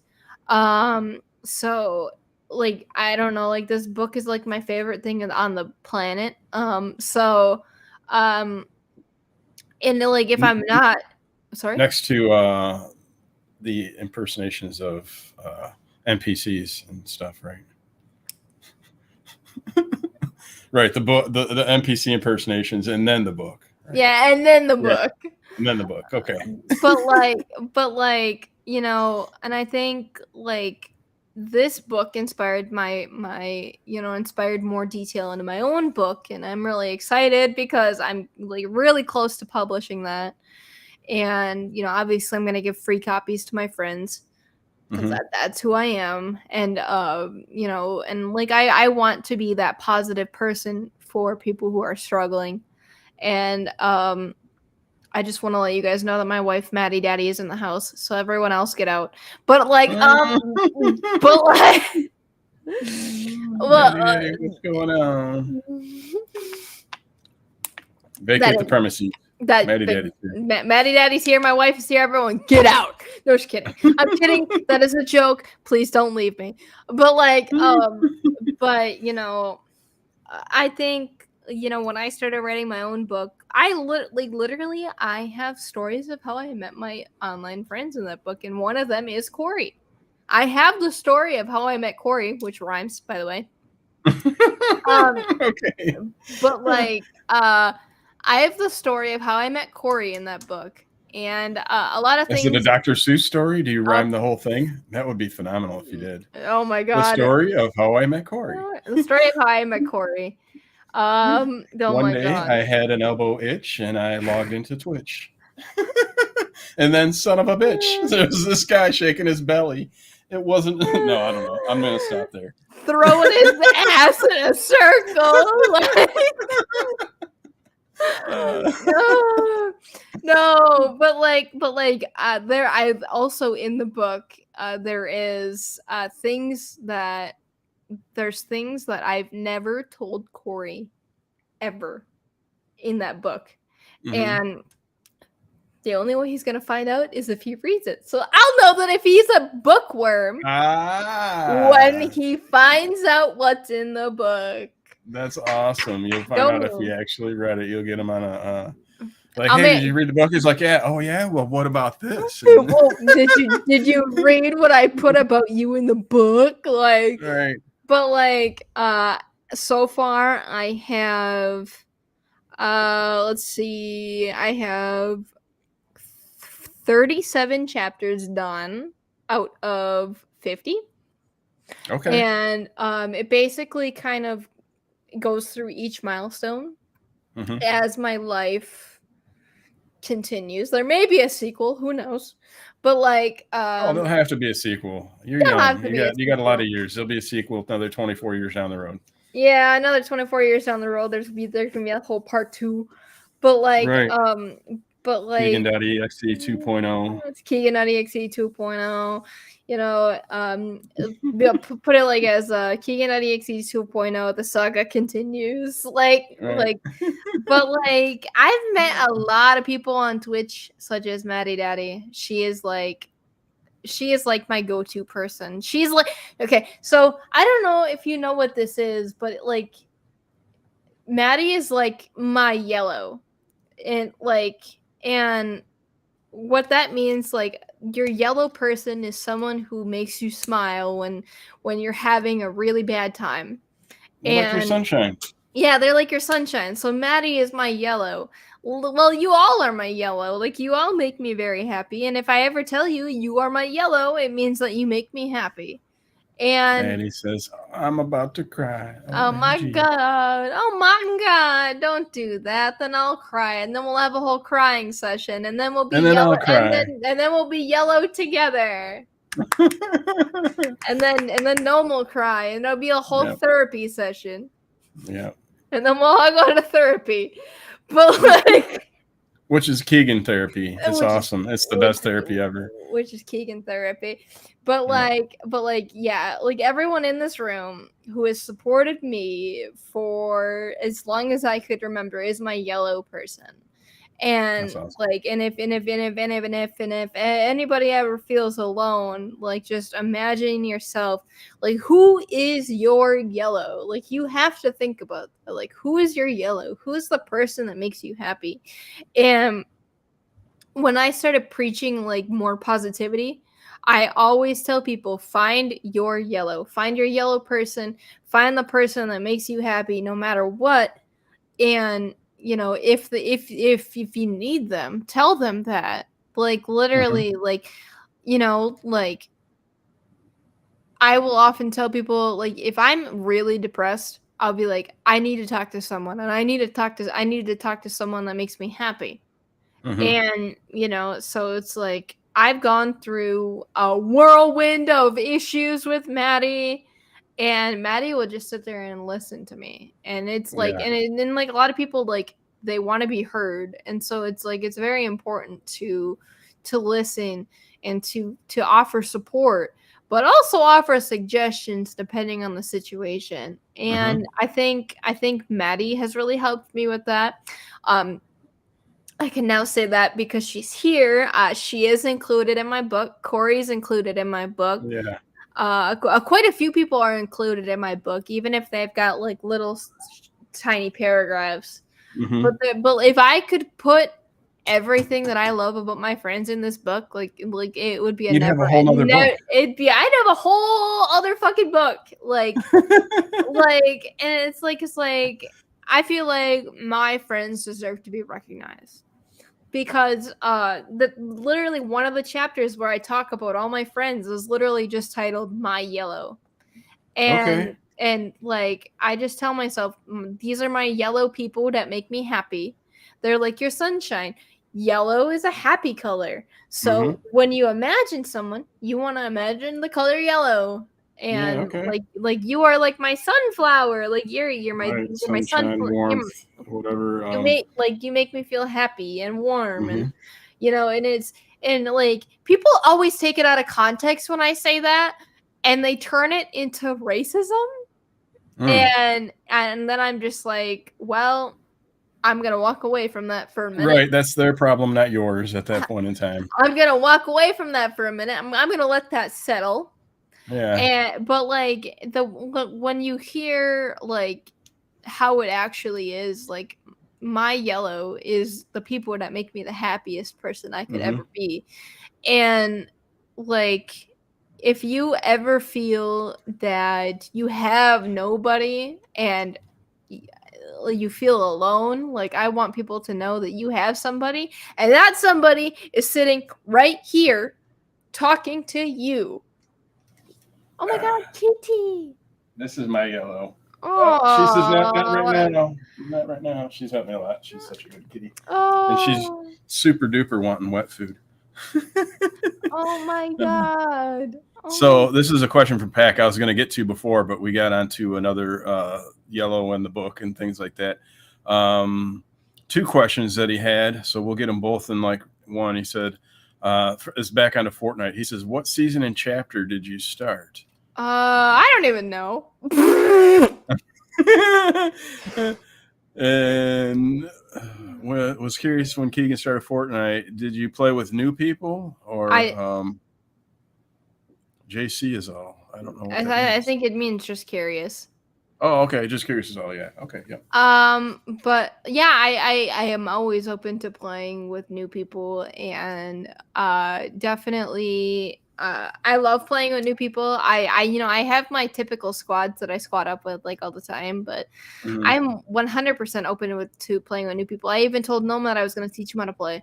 Yeah, And I've got to get in there yet. I still haven't. yeah, and so I told him I was going to teach him how to play and come in on one of his community nights and take the damn stream over. That's right.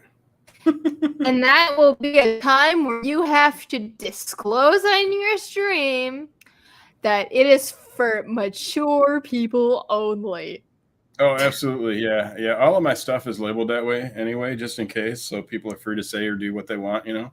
Yeah, So I'm typically fairly wholesome myself, but, mm-hmm. that stuff is allowed. People can be themselves, and sometimes themselves is wild and crazy and cussing and whatever. Yeah. Yeah, and it's like I feel like that's built a big part of my brand is the fact that I'm like unfiltered. Mm-hmm. And so when I decided when I taught Gnome, because he has an emote, I have an emote that I do that's his favorite. And Yep. so I told him when he gets set up on there and it comes back to the shop that I was gonna gift it to him Yep. because it's his favorite. And I have it in my wheel. I never took it out of my emote wheel. And it's still sitting there because every time Gnome comes in, I have to do it, even if I'm in the middle of a fight. Like, and like for those who don't know, I play zero build and zero build only. I can't build to save my life. And I think another thing I want to introduce him to is rocket racing, because that's a new thing. Yep. Because he plays Rocket League. So I'm like, he might like rocket racing because it's kind of like Rocket League, but not Rocket League. So because didn't Epic make Rocket League? They didn't make it, but they bought it from Psyonix, so they do own it. Epic owns Rocket League right now. So that's kind of why they added it in there, the rocket racing. And I think they've got some objects that you can get, like cross game items that you can share or something like that. Like, I know that, like, if you have the battle pass, like the Fortnite battle pass, and either the battle pass or the Fortnite crew, you also get something for Rocket League as well. Mm-hmm. So, like, you get the benefits of Fortnite, but also the benefits of Rocket League. Will I ever play Rocket League? Probably not. Wait, Maddie, you play Fortnite?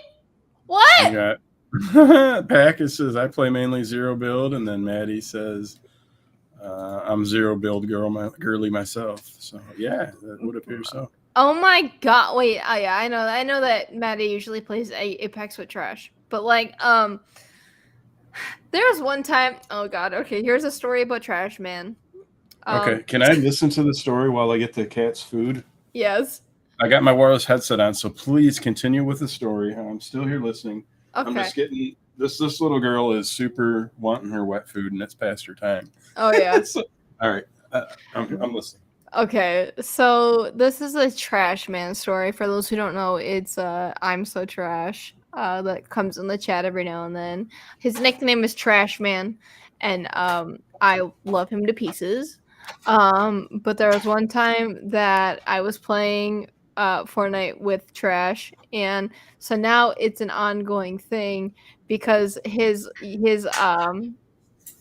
thing on Twitch isn't the same as Fortnite. So I think like his gamer tag is like Zesty888 or something like that.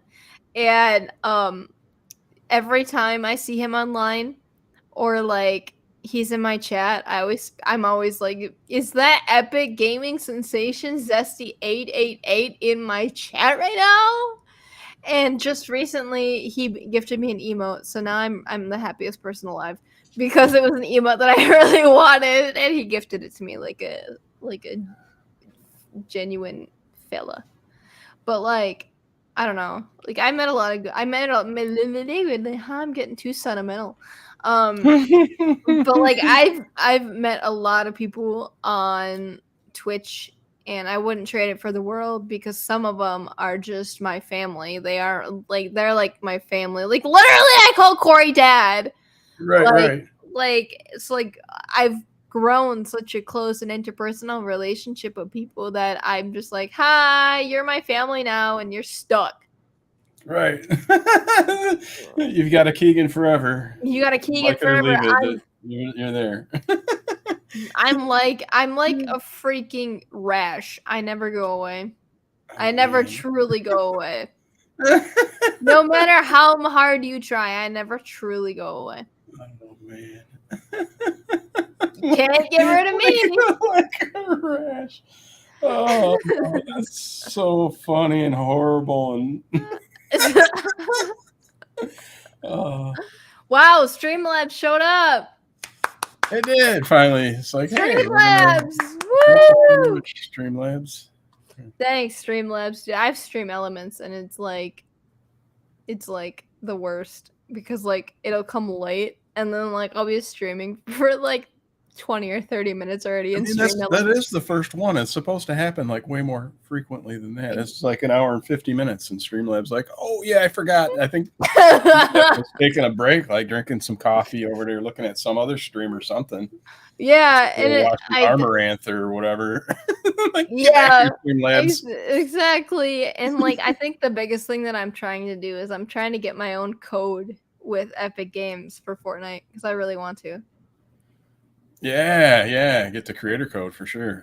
What do you think about death runs? Ugh, death runs are the bane of my existence. The parkour like type run where you got the different obstacles and stuff. I think you've watched me play a couple. Yeah, I think I have. I think I've watched a few people play. Fucking death runs are the bane of my existence.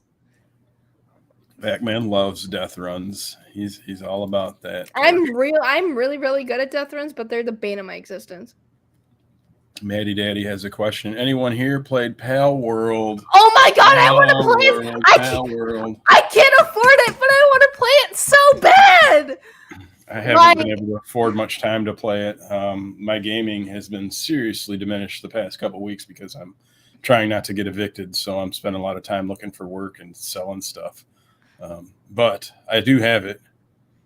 Like, I wish that I could freaking buy that game because all my friends play it, and then they asked me if I want to play it. That in Lethal Company. But like, do you have Game Pass? No. Are your friends playing it on the Game Pass, or are they playing it on Steam? I don't know.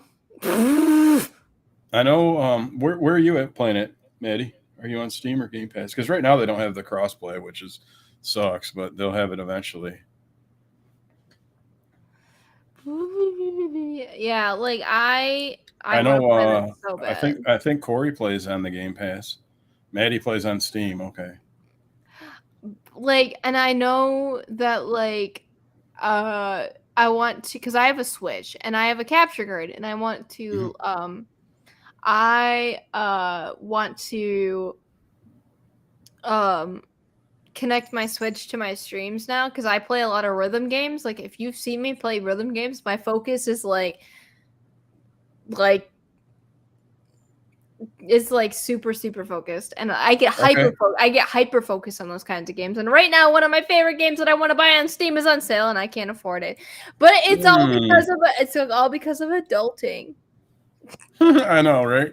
I have adult responsibilities, and I have to pay bills. Yep. Oh my goodness! Like, ew, Maddie, you play Xbox? Oh, I'm just kidding. The Game Pass version. Because I'm thinking that someone a little while ago, I'm going to look and see if I've got it. Yes.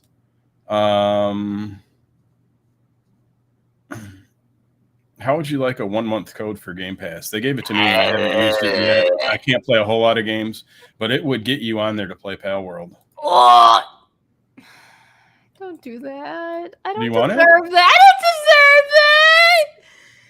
If it still works, if you didn't hand it out to anybody else or whatever. He said he was giving it to me, but I'm now giving it to you, Keegan. So you can get onto Game Pass for 1 month and get into Pal World and play with your friends.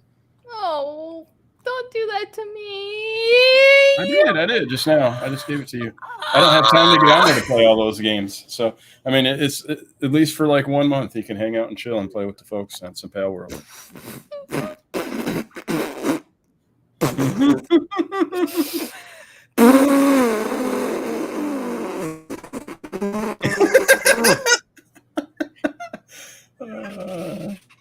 mic has bad gas right now. So. My mic's pulling a Goofy and shit in his pants. Oh, the throwback. What a freaking throwback. I saw Goofy in Corey's chat one day and I asked him if he shit his pants lately. And he goes, all the time. Oh, man. That's hilarious.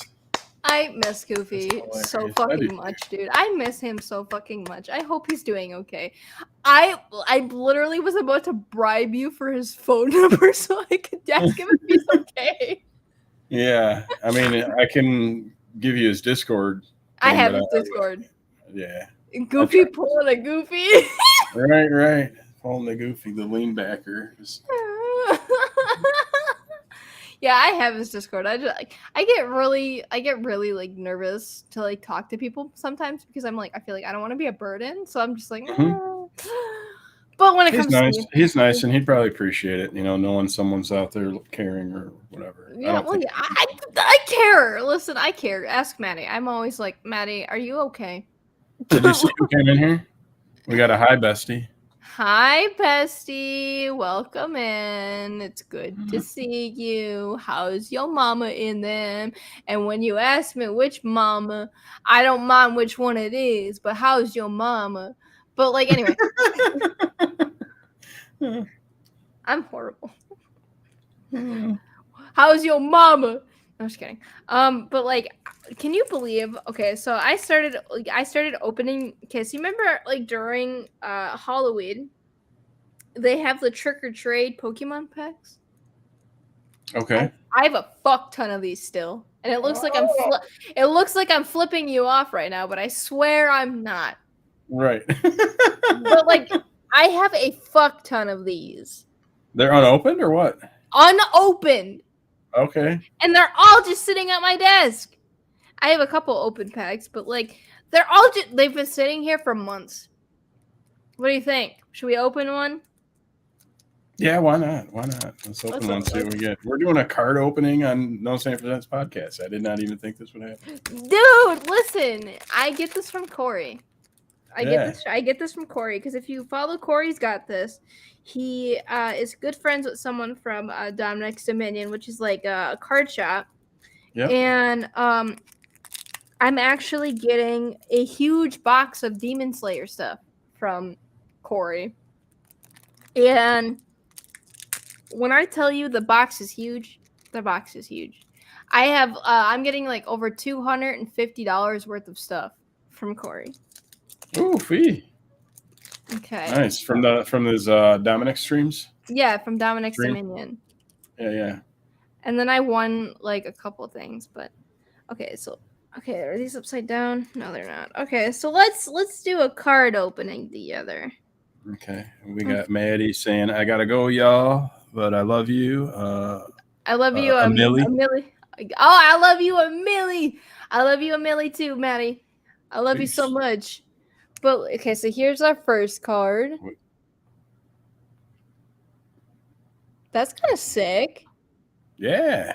That's kind of a sick card. I gotta put this bigger on my screen here. It's too little. Like in something. Yeah, like that's cool. Like in rock or something like that. I don't know Pokemon names. I just like Pokemon. Ooh. Yeah. Oh, look at that. It's a that looks awesome. It's like a reverse. Look at me being a guru. Right. Oh, and then here's my partner's favorite Pokemon. That's his favorite Pokemon. Okay. Because it looks like he's got a little witch hat on. Nice. Like, those like Halloween costumes that like they not the costumes but like the little ghost like Halloween decorations that you can hang up and they look like little sheet ghosts. Yeah. That's what it reminds me of. Is one of those. Okay. But we did a freaking card unboxing and we did pretty damn good. That first one is sweet. One of my favorite cards that I've ever pulled is probably Gengar. Oh, he's got like a crazy tongue. That guy's just out Yeah, there ready to lick stuff. He's mean. He's red-eyed. He gives you a tongue yeah. lashing. That guy beats you up He's with his tongue. he's He'll a flip his tongue at you, meanie knock you weenie. out. Like, oh, tongue. Literally. And then I pulled a Crazy. couple. I You get pulled. knocked out and have saliva all over the side of your face. You wake up in a saliva pool. You know what happened. That Yeah, guy hit you. exactly. And then I pulled a Pikachu. Yeah. But then I pulled Pikachu again, but Oh, reverse double. A reverse reverse. this Oh, time. It's a reverse okay. card. I could go on and on and on about Pokemon. I'll tell you, I play Pokemon Violet, and I bought Pokemon Scarlet a few months ago, and it's literally the same game. Mm-hmm. Just Violet and Scarlet, same game. Scarlet, Scarlet and Violet. I started on Scarlet, then I bought Violet, even though it's literally the same game. But it's just, I think it's like a different like color scheme and a different legendary. But I love Pokemon. I can't remember names, but I like how they look. So Yeah. yeah. What do you think? Do we have any questions? Yeah, let's get some questions from chat if anybody got them. Pac-Man says, "Who has a longer tongue, Gengar Gengar or or Lickitung?" oh. Let me see if I have a Lickitung card. We're gonna try to figure it out. Be like a Lickitung or Gengar. Let me see. Oh, there's a Haunter card. No, that's not what we need. Okay, I know I have a Lickitung card. I know in my big thing of cards, I know So we I can have do a a side by Lickitung. side here, maybe. Yeah, exactly. And Pac-Man earlier also said, while you're looking for your card, about messaging people, that unexpectedly that you don't normally message, just not wanting to be a burden. I fully get that. So, Oh yeah, yeah. definitely. I don't want to be like an inconvenience in someone's life, Oh, yeah. but I don't like being that person. Mm-hmm. Like I don't want to be the person that's like checking up on you every single day, which with me being so busy, it gets really hard. Oh, here's a card I think you might like now. It reminds me of you. I'll look it up over here. Actually, it comes in clear. It's so funny. And I gotta wait now because it's not up there. Bombardier. It's a goose. It's like a goose duck guy. It reminds me of you. I don't know why, Okay. but it really does. Cool. Hold on. I have a whole ton of cards. There's a specific card I have to show you. Do they have a gnome one? Is there a gnome card? Oh, I wish. I wish. Give me one sec. There's times when I feel like I'm just annoying everyone. Well, Pac, whenever you message me, if I don't reply, I'm just busy off on something else, but it's never an annoyance, man. So don't feel like you're annoying me, brother, ever. And Pac-Man is one of those good friends out of Twitch streaming that I have. He came through on another streamer, Zach Lara, who's really cool. And Pac-Man was, I think he might have been a mod there, but he kind of came over into my community off of those, I believe, through the area. But he's been here ever since, and he's one of my mods and one of my good friends out here now too. We do our co-stream and stuff. Oh yeah, I remember. I think I popped in for one of those one time. Yeah, doing some Borderlands. He is Zach's mod too. Okay, yes indeed. So I have 2 whole tins full of Pokemon cards, and I want to show you this freaking card that I pulled. Okay. One day. Whoa, that's sweet. Like the whole thing, he goes over the whole card. Yeah. That's awesome. It's a GX. I think this is one of my best hits out of a pack. And then I have like a bunch of like other cards that are coming with Corey's package. I think they are Demon Slayer X Pokemon cards. Okay. So it's like Demon Slayer and Pokemon together. But like I'm still looking for this card because I know I have a Lickitung card somewhere. I just have to like look through all of my this card in particular. This card's kind of weird because it's like the CGI looking. dealio. Okay, yeah, Charmander. It is cool. He's neat. Yeah, and then let's see. I have a French card somewhere. I have a French Vulpix card. And that card is like I pulled that French card in an English pack.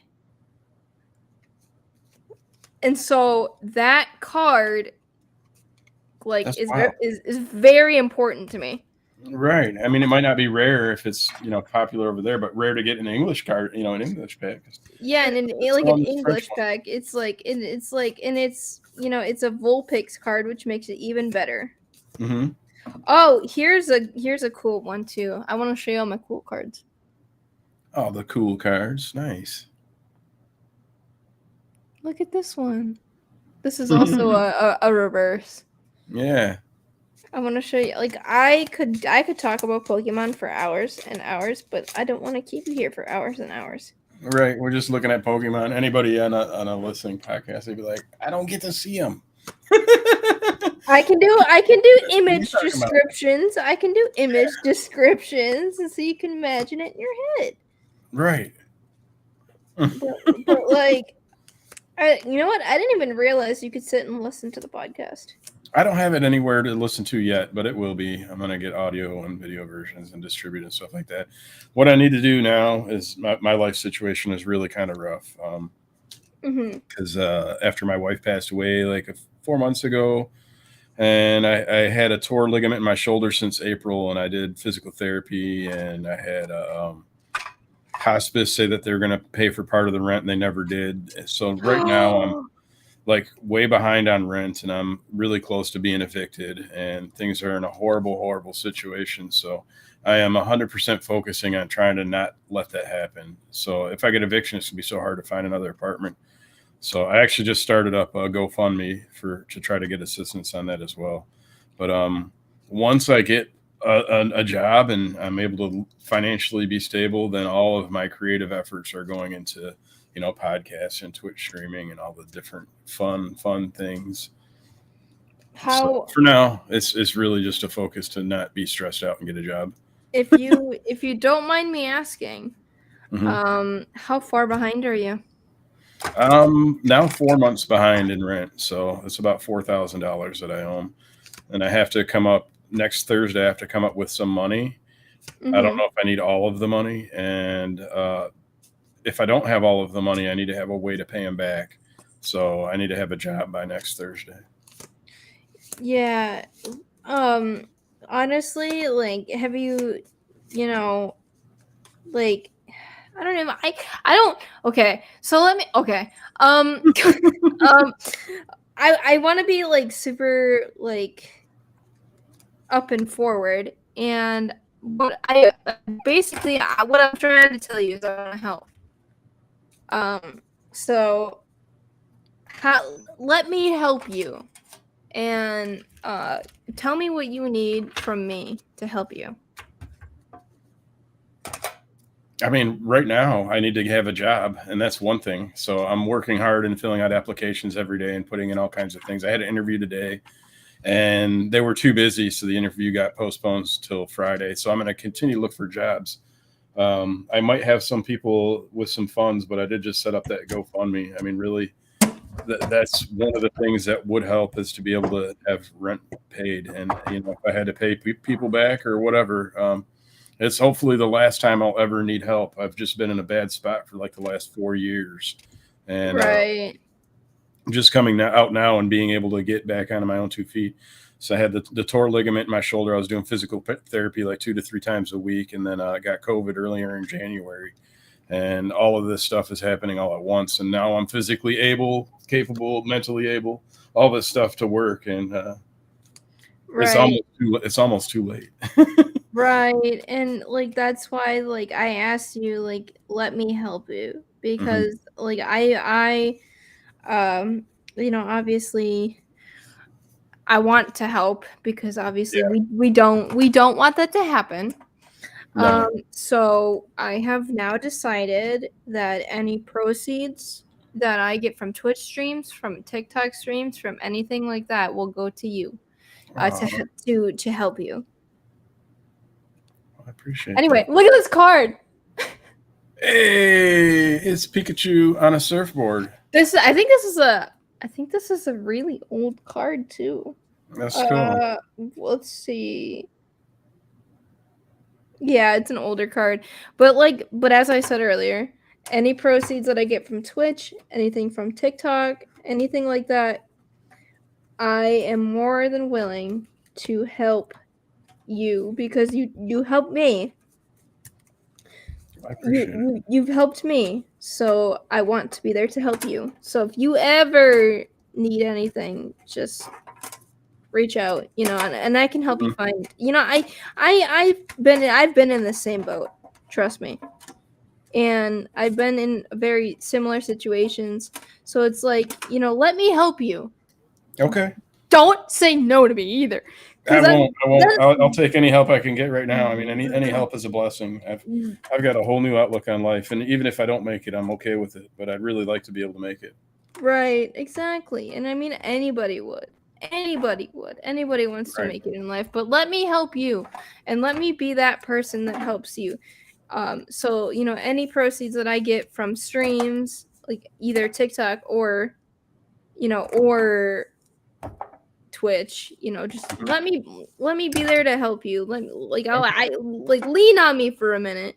All right. And whether what's happening, like it's next Thursday when I go to court again, and I have to have something together for them by then, or they'll have a plan together. It'll be like, all right, well, 10 days you got to either pay it or be out or something. Next Thursday I will know 100% what I need to do. But in the meantime, I need to do as much as I can until then, and hopefully have something for them to tell them, like, hey, I'm going to be able to do this. So honestly, shoot me a text message and I will give you every resource that I've ever used to help me get out of everything. Okay, and yeah, I will send you all the resources that I have. And I know this is my podcast, but you're the one running it. And I just want to put it on record that I want to be there to help you. And I don't, I want to be there. I won't let me be there, you bastard. I will. You fucking let me be there, bro.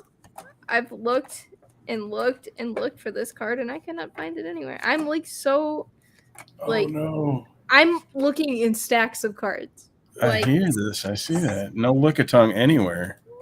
I know I have a card. Someone came and stole your Lickitung.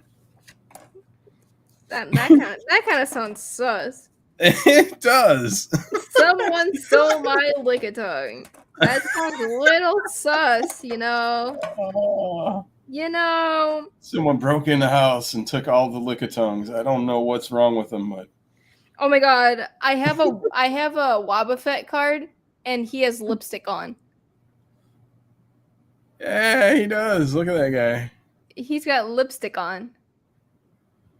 That's so funny.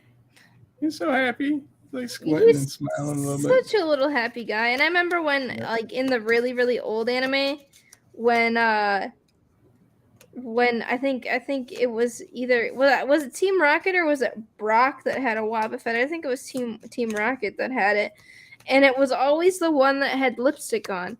And I always told my parents that I was going to cosplay as Wobbuffet, so I could wear lipstick.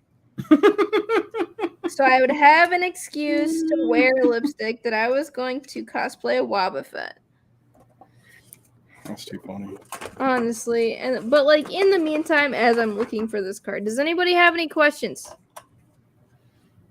I don't see any questions in chat right now. Bring them on. Let's get some questions for Keegan if anybody has anything. I'd love to answer. Pac-Man said he has a surprise, so I'll try and have it up for tomorrow. And that's referring to the Co-op Carnage stream that he's talking about. He's asking if I'm going to make it for tomorrow. So I should be able to. Plan on streaming Co-op Carnage tomorrow. My first stream in probably 3 weeks. Yeah, well, and if anything happens, whatever happens, like, you don't have to like force yourself to stream. Like, I hope you know that. Oh yeah, no. It's just it was a co-op stream with Pac-Man, and we haven't done it in a while, and I'm really happy to. I want to, I want to get in there and get a break and get a few hours gaming with him because it's been almost a month since we played it. Right, exactly. Pac-Man said, "You think you're ever going to get a green screen?" I have cats. Quick answer is no. I have cats. If I want my green screen to survive, if I want my green screen to survive, it's best that I don't get a green screen. So the answer is no. But like, I do plan to. I found my. Oh, it wasn't a Vulpix card. It was a Flareon card. Oh, sweet. And this was out of an English pack. Okay. So when I was on a trip to see my family, they had like little set. There was a festival going on, and they had little sets of like English packs. And I bought a couple because it was one of the vendors that I'm really good friends with, and so I bought one of their little sets, and I randomly pulled that card, and I was like, was there a mix-up or something? Because I don't know where I got this card. Right. Like, I understand that you have a green screen and cats, Pac-Man, but I have 5. He's going to probably say a big number because he has a lot of cats too. I have cats in the green screen as well. Mine hangs on the wall though, and they don't bother. But like I do plan to like change the scenery a little bit to make it a little bit more flattering. But like, it's not my biggest priority right now because it's not something that I'm pursuing like long term. And just out of curiosity on the scenery, because we do have scenery stuff on that countertop behind you. What is your favorite thing out of that? Because there's a lot of stuff on there. Ooh, okay. My favorite thing on my countertop? Yeah. I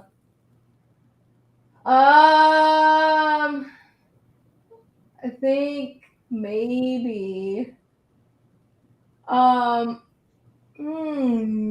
have one of them like wavy little cat things that I got from Dave and Buster's. Okay. That's my favorite thing. Oh, okay. Because I won it from Dave and Buster's. Nice. And because I feel very accomplished when I look at it and I'm like, I did that. And then guess what else I won from Dave and Buster's? A turtle, a Teenage Mutant Ninja Turtle that's got 2 left hands, a frog. What is it? What do you think it is? I didn't see it. It kind of like on my screen. It kind of didn't get cut out, so I didn't really. Oh, we've got a plug-in is ball with a speaker. Is that a wireless speaker? Alexa. Oh, hey, that's cool. Yeah, You won that at Dave and Buster's. That's awesome. Yeah, 50,000 tickets later. Dang, that's a lot of skee ball or whatever. Oh my god. Okay, so don't even get me started with this. If you knew how many jackpots I knew how to hit because of the fact when I was younger, I used to watch like a lot of like arcade YouTubers. Okay. I learned all of their tactics. And so when my friends go to arcades, they bring me with because I can hit all the jackpots. Nice. So that's how 50,000 tickets later, I won that bad boy. And you got your little Alexa sphere. And it controls the lights in my bedroom because I'm too lazy to turn that shit off myself. Hey, you put it to work. It's worth it. Putting it to work. Ow. Anyway, any hootie. Do we have any more questions?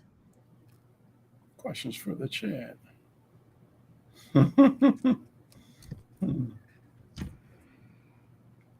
Pac-Man, our most active chatter, thank you so much for being here. I appreciate you. If anybody else is out there. Yeah, absolutely. Thanks so much. Well. Thank you. A pretty good turnout of individuals coming through today. We've had Maddie Daddy in here. We've had Peachy's Galaxy in here. We've had Pac-Man, of course. Who else have we had? All kinds of folks. Mythics was in here earlier. We got a raid from Baked Bacon earlier. I haven't seen Baked Bacon in a while. A really good community over there with Baked Bacon. They've got a lot of people that do streaming and stuff. I'd love to get some of those guys on here at some point in time. Hell yeah. DJ Dippa, he's a lot of fun. What kind of headset is that? Razer Kraken 7.1 V2. Ooh, got the surround sounds. Yeah, and then the one I use for streaming is the HyperX Cloud 2. Okay. Does that have surround sound too? Yeah, that one is like when I stream on the PlayStation, I prefer a wireless headset. Mm-hmm.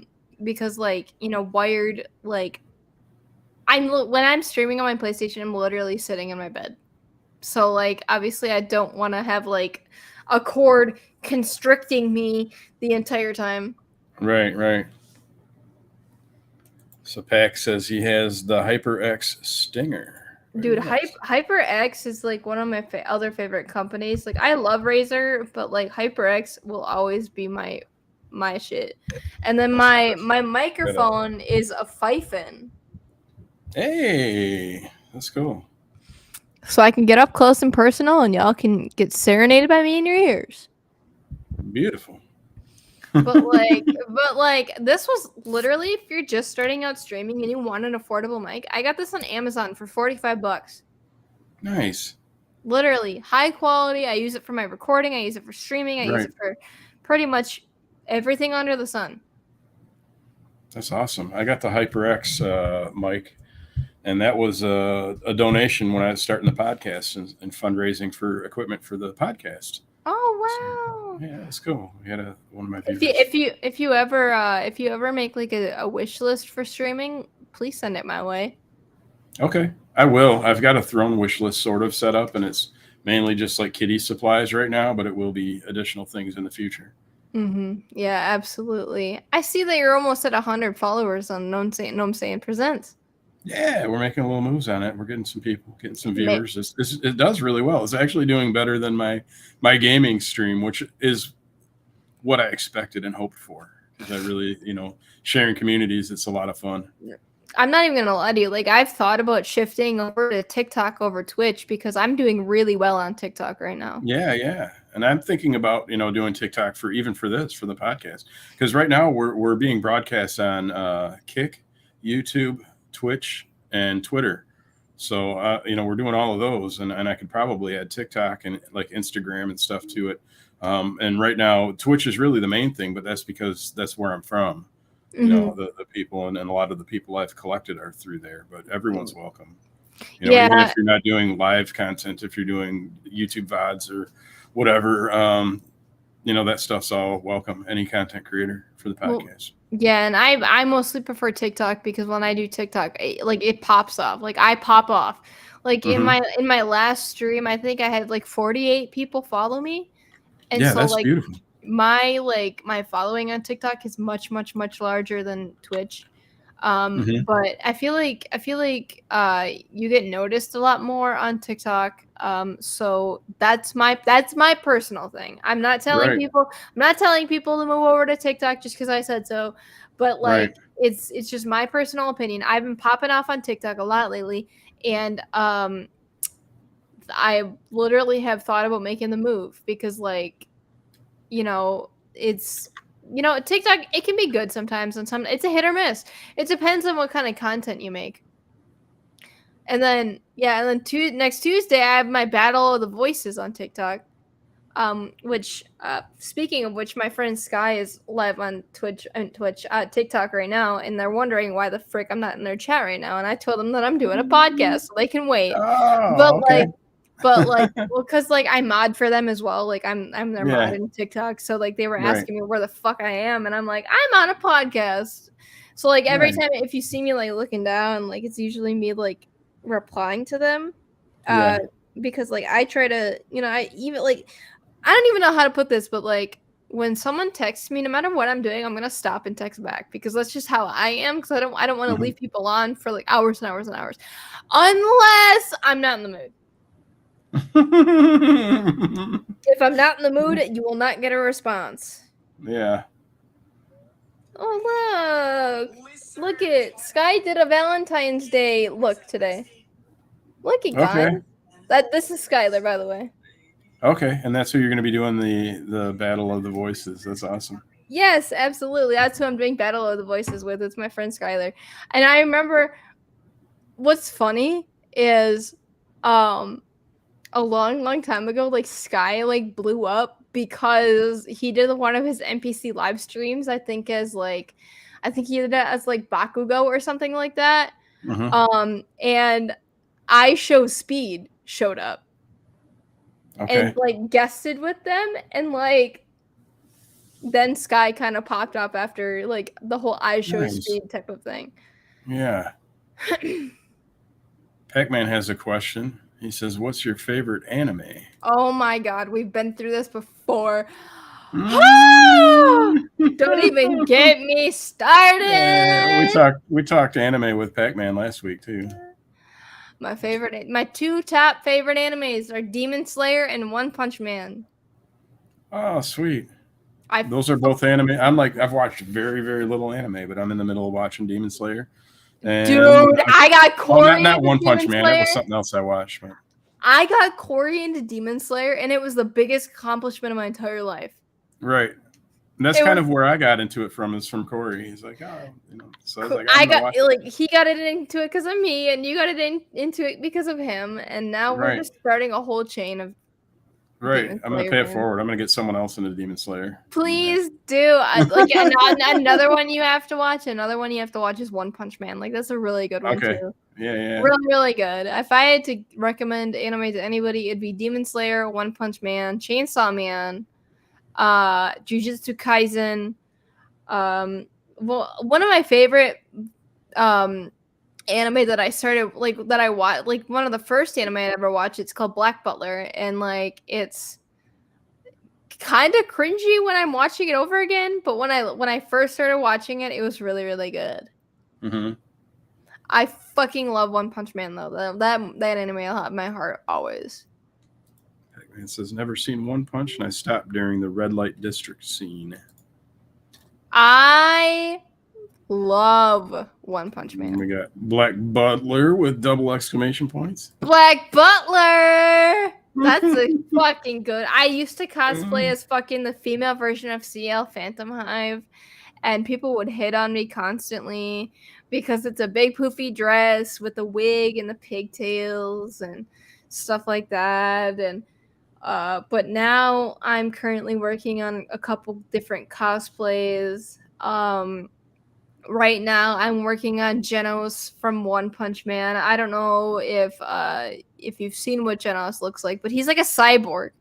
Mm-hmm. He's basically like a cyborg, and he has a voice like fucking deep as hell, and like, but he's like a cyborg, and he is there to protect Saitama, which is another character. I've met Saitama and Genos, by the way.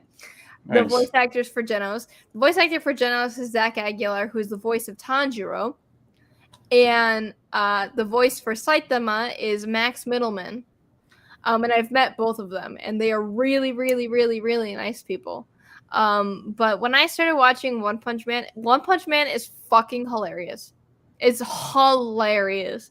Like, literally, the like it goes into depth of like the story of like One Punch Man and how like Saitama becomes the One Punch Man, and it's just crazy to watch. And I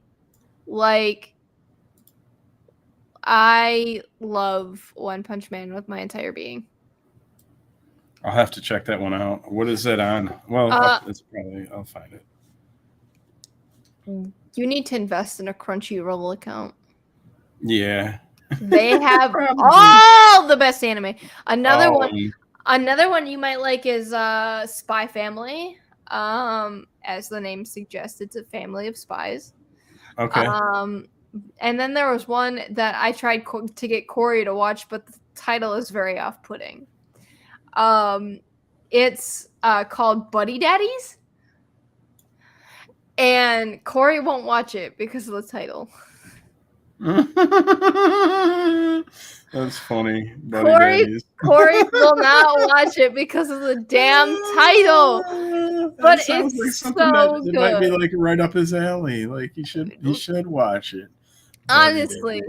And then that's so funny. And then I think another one that I've thoroughly enjoyed is it's a very long title, and it's called "Is It Wrong to Pick Up Girls in a Dungeon?" That was also one of the first ones that I ever watched, and then then I introduced my parents to anime, and I watched an anime called Another, and it was probably the worst one to introduce them to because it's very gory, and a lot of people die. So probably not the best idea to show that one to my parents, but you know what? I did it anyway. But Buddy Daddies is a really good one. You should definitely check that one out. I know the title is a little off-putting, but but it's very good. It's very, very good. And but Spy Family is one of my favorites. I still have to watch season 2. But Spy Family is so fucking cute. Like it's just like it's one of those ones that'll just make you happy. Like I'm happy about that. Yeah, and like have you seen the through sale in that dress? So it's so what he's referencing to is there's a character in Black Butler called CL. Oh, okay. And there's an episode where he has to wear a dress and present feminine. Oh, okay. He has to wear a dress, present feminine. Yeah. And so nobody had seen CL in a dress. And so that's what he's referencing. Oh, okay. That no one could tell that it was him in the dress. That's funny. Yeah, no one could tell that it was him in that dress. And I think like another anime especially Is It Wrong to Pick Up Girls in a Dungeon. Like I get that it's very off-putting. I get it.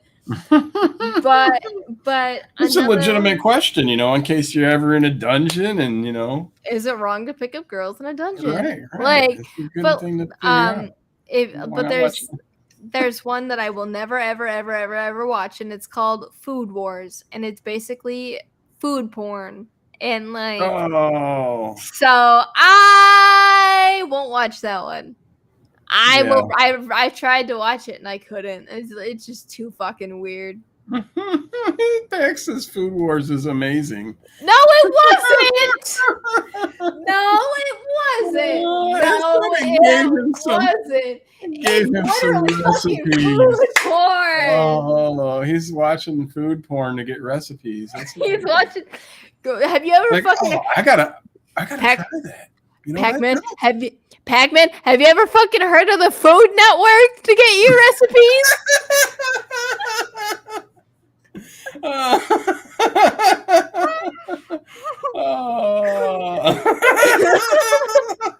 Watching anime food porn and getting some recipes, like, dang, I'm gonna have to try that.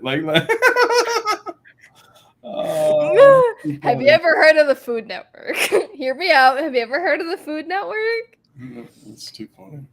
You better sing the goofy parts of this podcast. I'll try to get some of the clips and send them. I'll get something on there. Be like, this is what Keegan. This is what Keegan thinks of you.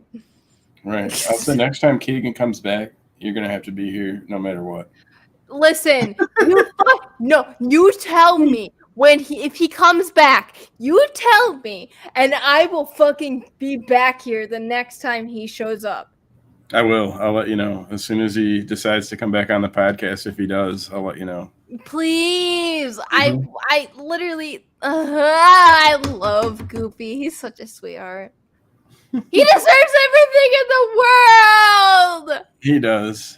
He's a great guy. He deserves everything in the fucking world, bro. I swear to God. In the universe. In the galaxy. In the galaxy. You hear that, Goofy? People love you. That's right. How you feel about being the grandson of Zeus?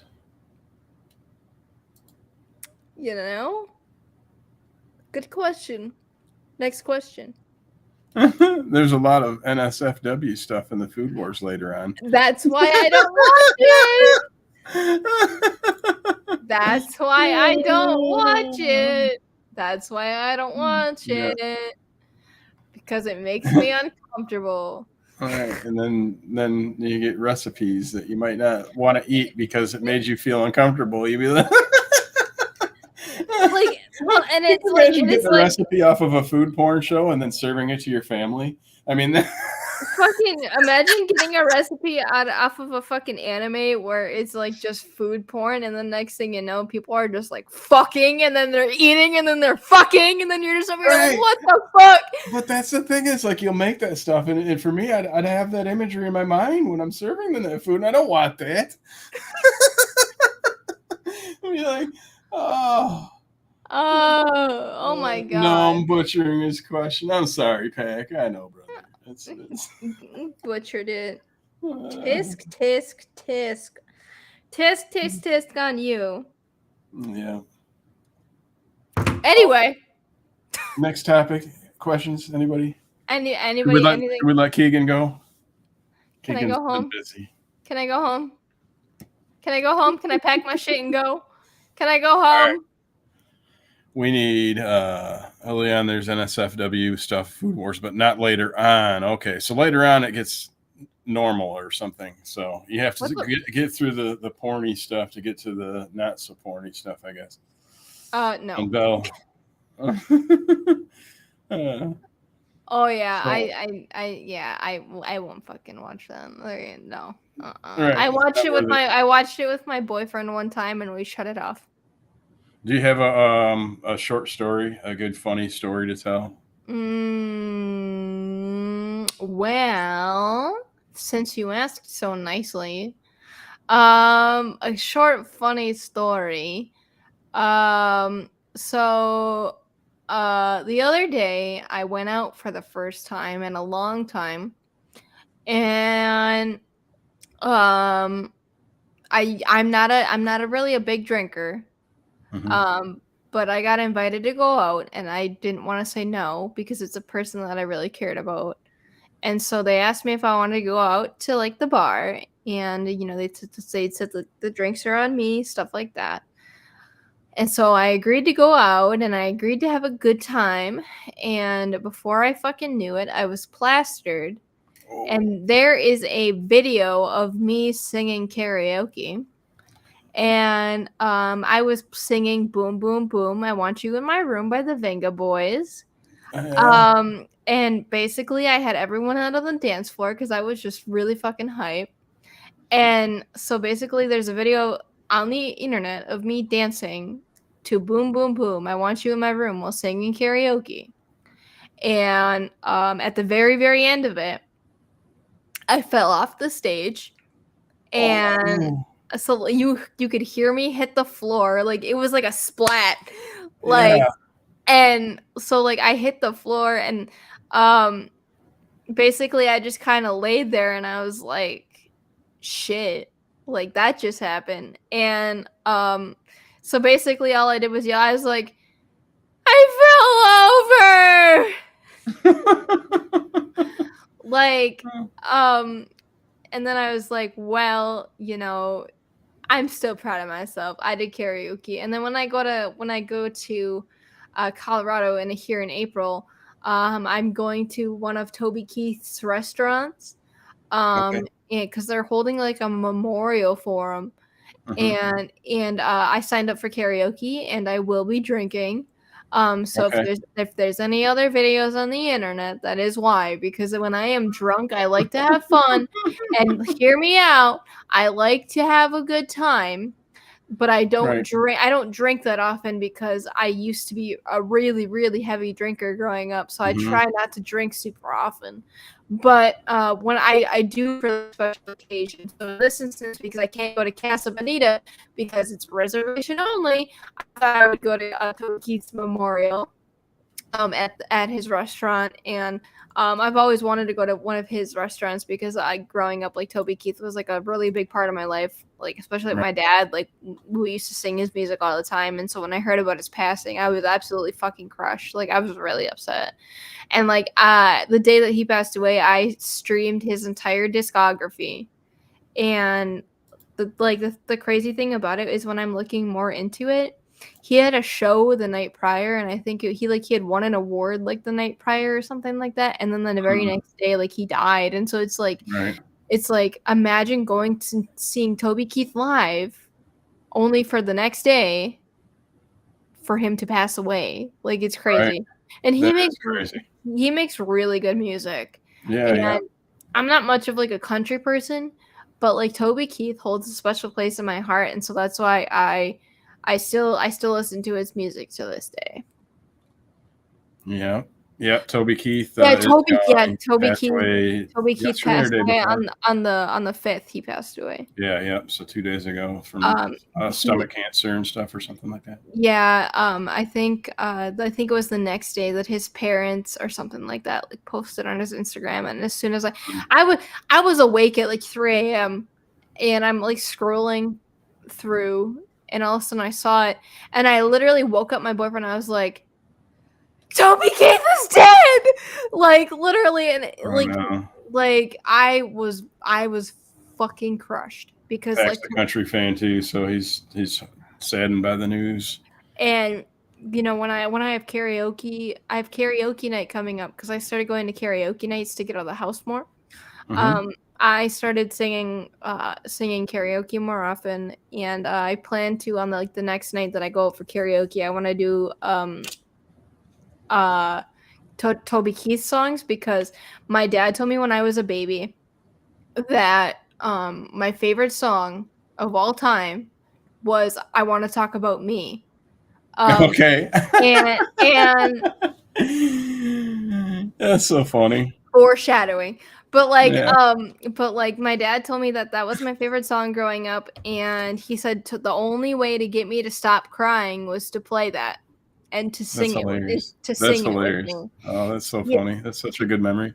and like I'll have to like find the video somewhere, but like it was like recorded and everything, and I think it's like still on like my parents' MySpace or something. Um I Want to Talk About Me was like one of my favorite songs by Toby Keith growing up, and you know when I got to like my partying stages, I would always listen to Red Solo Cup. Like that was my Yep. shit. It's That so was much my of shit when I would start partying. Like my dad would go to we would go to an event called Country USA, and there was one time that Toby Keith was headlining Country USA, and Country USA gave every single person a red Solo cup, and as like he was singing Red Solo Cup, we were all holding it up and like drinking together, and Yeah. it was just like a really good time, and Yeah, like that's awesome. Like a lot of his music has that really good feel good, just down home, fun. It's a yeah, lot of good stuff. and like you know, Toby Keith's music did help me get through some really tough times too. Mhm. And like I said, I'm not much of a country type of person. I'm more of like a metalhead, but Toby Keith's music has always had a special place in my heart, and it's gonna stay that way till I pretty much like 6 feet under. But like you know, I'm sad too, Pac-Man. Like I'm crushed. Like Yep. it really hit home for me because there's so many memories with Toby Keith with my family and my dad, and that's how my dad and I's relationship stayed so close was through his music. And That's wild. you know when Toby passed away, like it hit me like a truck. Like I didn't know what to do. Like all of a sudden, like you know that feeling when something bad happens and you just feel your heart sink out of your chest. That's exactly what happened to me as soon as I found out. I was like, "Holy Mhm. fuck, dude! Like one of my And favorite right country now, that's singers probably died." happening to Pac-Man just right now, currently. And basically, what I did is like that whole day, I listened to his entire discography, and it's like another one gone too soon. Yep. But like I know that he was really sick, and I'm just Yep. happy that he's not sick anymore, and he's not. I mean, I can only imagine how painful stomach cancer is. Right. I could only imagine how painful that is. And so, it sucks. And I'm just Yeah. happy, I'm happy he's not in pain anymore. But at least we still have all of his music. Yep. That's true. We do. He's got a great legacy. That's Mm-hmm. absolutely 100%. We got a couple quick questions. I got one. Do you have a video of that, or is that clip available? The one of you doing karaoke the other night? The story you told? Is that something we could? I refuse to show people that video. Oh, okay. I was gonna say if it's I something we could, that would be a refuse. fantastic one to have up there. I fucking refuse to show that video. I will not show that shit to anybody. That shit was embarrassing. Okay, no problem. We don't need to embarrass you on here. I just thought maybe it'd be fun to share, and that's okay. I'm not going to pressure you into that. We had another question from Pack a little bit ago. Where was it? I went too far, is what it was. Please tell me you're watching Fluffy Paradise. Are you watching that? What the fuck is that? So that's a no, Pack. Fluffy Paradise. And last question: what do you think about Nightcore? Well, if we're going back to when I was like 12, Nightcore was Fluffy my Paradise shit. is a brand new anime coming out, by the way. So Okay. right. Nightcore was like my shit growing up. Basically, what Nightcore is now is just sped up songs. It's like regular songs, but they're sped up to like go faster. But like when I was younger, I was very into Nightcore. I was kind of like in my depressive like emo phase. I had a scene phase, believe it or not. I had an emo phase. And Nightcore was always on my playlist. But now I'm just a fucking metalhead and a baby goth. So we can see the fucking foreshadowing. For that one, because I had I started out with an emo phase, and then now as an adult, like I'm a baby goth. Like I'm not in like any of my attire because I didn't feel like it, and I wanted to be comfortable because I've been working all day. But like like I am more into darker aesthetics, and the only repercussion with that is the fact that people will literally shit on you for it like all the time. Yeah. That's unfortunate for having that, but it's cool to be able to show what you want, and go out there and do it. Well, yeah, and like my friend Sky, like who I just showed you, like Yeah. they get freaking bullied all the time, and like it makes me really fucking sad because like clothes don't have a gender, makeup doesn't have a gender. Anybody can wear whatever they want and wear makeup if they want to, whether you're a female presenting or male presenting or vice versa. Like it's it shouldn't be gendered. That's just my opinion. Like I feel like people should just be able to express themselves. Right. 100%. But we won't go into that because then it'll be a whole fucking. Right, we're gonna be here another 2 hours. Yeah, you'll be here another 2 hours, and I want to go home. So yeah. Well, thank you so much for having for showing up and taking the time out. And I know you weren't feeling it so much at the beginning and felt obliged. And I thank you very much for being here. Well, yeah. Everybody that's out here too, I appreciate all you guys being here. We're gonna throw some links in chat to go follow Keegan at TikTok. Tuesday is the Battle of the Voices. I'm excited to see that. It's gonna be in the evening. Well, are you gonna pop in? I'm going to try to, yeah. I'm going to, Tuesday night, I actually have a Bible study group, but I'm going to try to get it up and hopefully catch some of it. So yeah, I will attempt to. Yeah, definitely. Follow me on TikTok. I just started posting on there a lot more. It's mostly just me being me, so it's like nothing special. It's just me being me and me being like me sharing my interests and stuff like that, because like through my TikTok you will learn more about me, and that people don't like. There's things that I post on TikTok about me that I don't post anywhere else. So it's like if you want to really get to know who I am and what my interests are and all that stuff, definitely go on TikTok and also do Twitter, because Twitter, I'm very unhinged. I'm very out of pocket. I don't have a filter. I don't censor myself on TikTok and Twitter. So if you're not into, the not safe for work language, don't follow me there, because I will not, like, I don't have a filter. I will literally fucking tell you, like, I will Right. literally just say what I want to say, and and if anything, like, it's okay. And obviously I have a Discord. I'm in Gnome's Discord, so if anybody wants to chit chat, please feel free to reach out to me on Discord at Keegan.exe. And I don't have a YouTube channel. I don't want to make YouTube. I don't want to make YouTube videos. Like, that's not really my thing. I did that when I was younger, and I don't foresee myself really doing it anymore. And so, hey, look at that. Streamlabs came back. But Yeah. I'm putting up links, and it's like, oh, don't forget the Twitch one. Thank you, yeah, Streamlabs. like, Appreciate you. yeah, don't forget the Twitch link.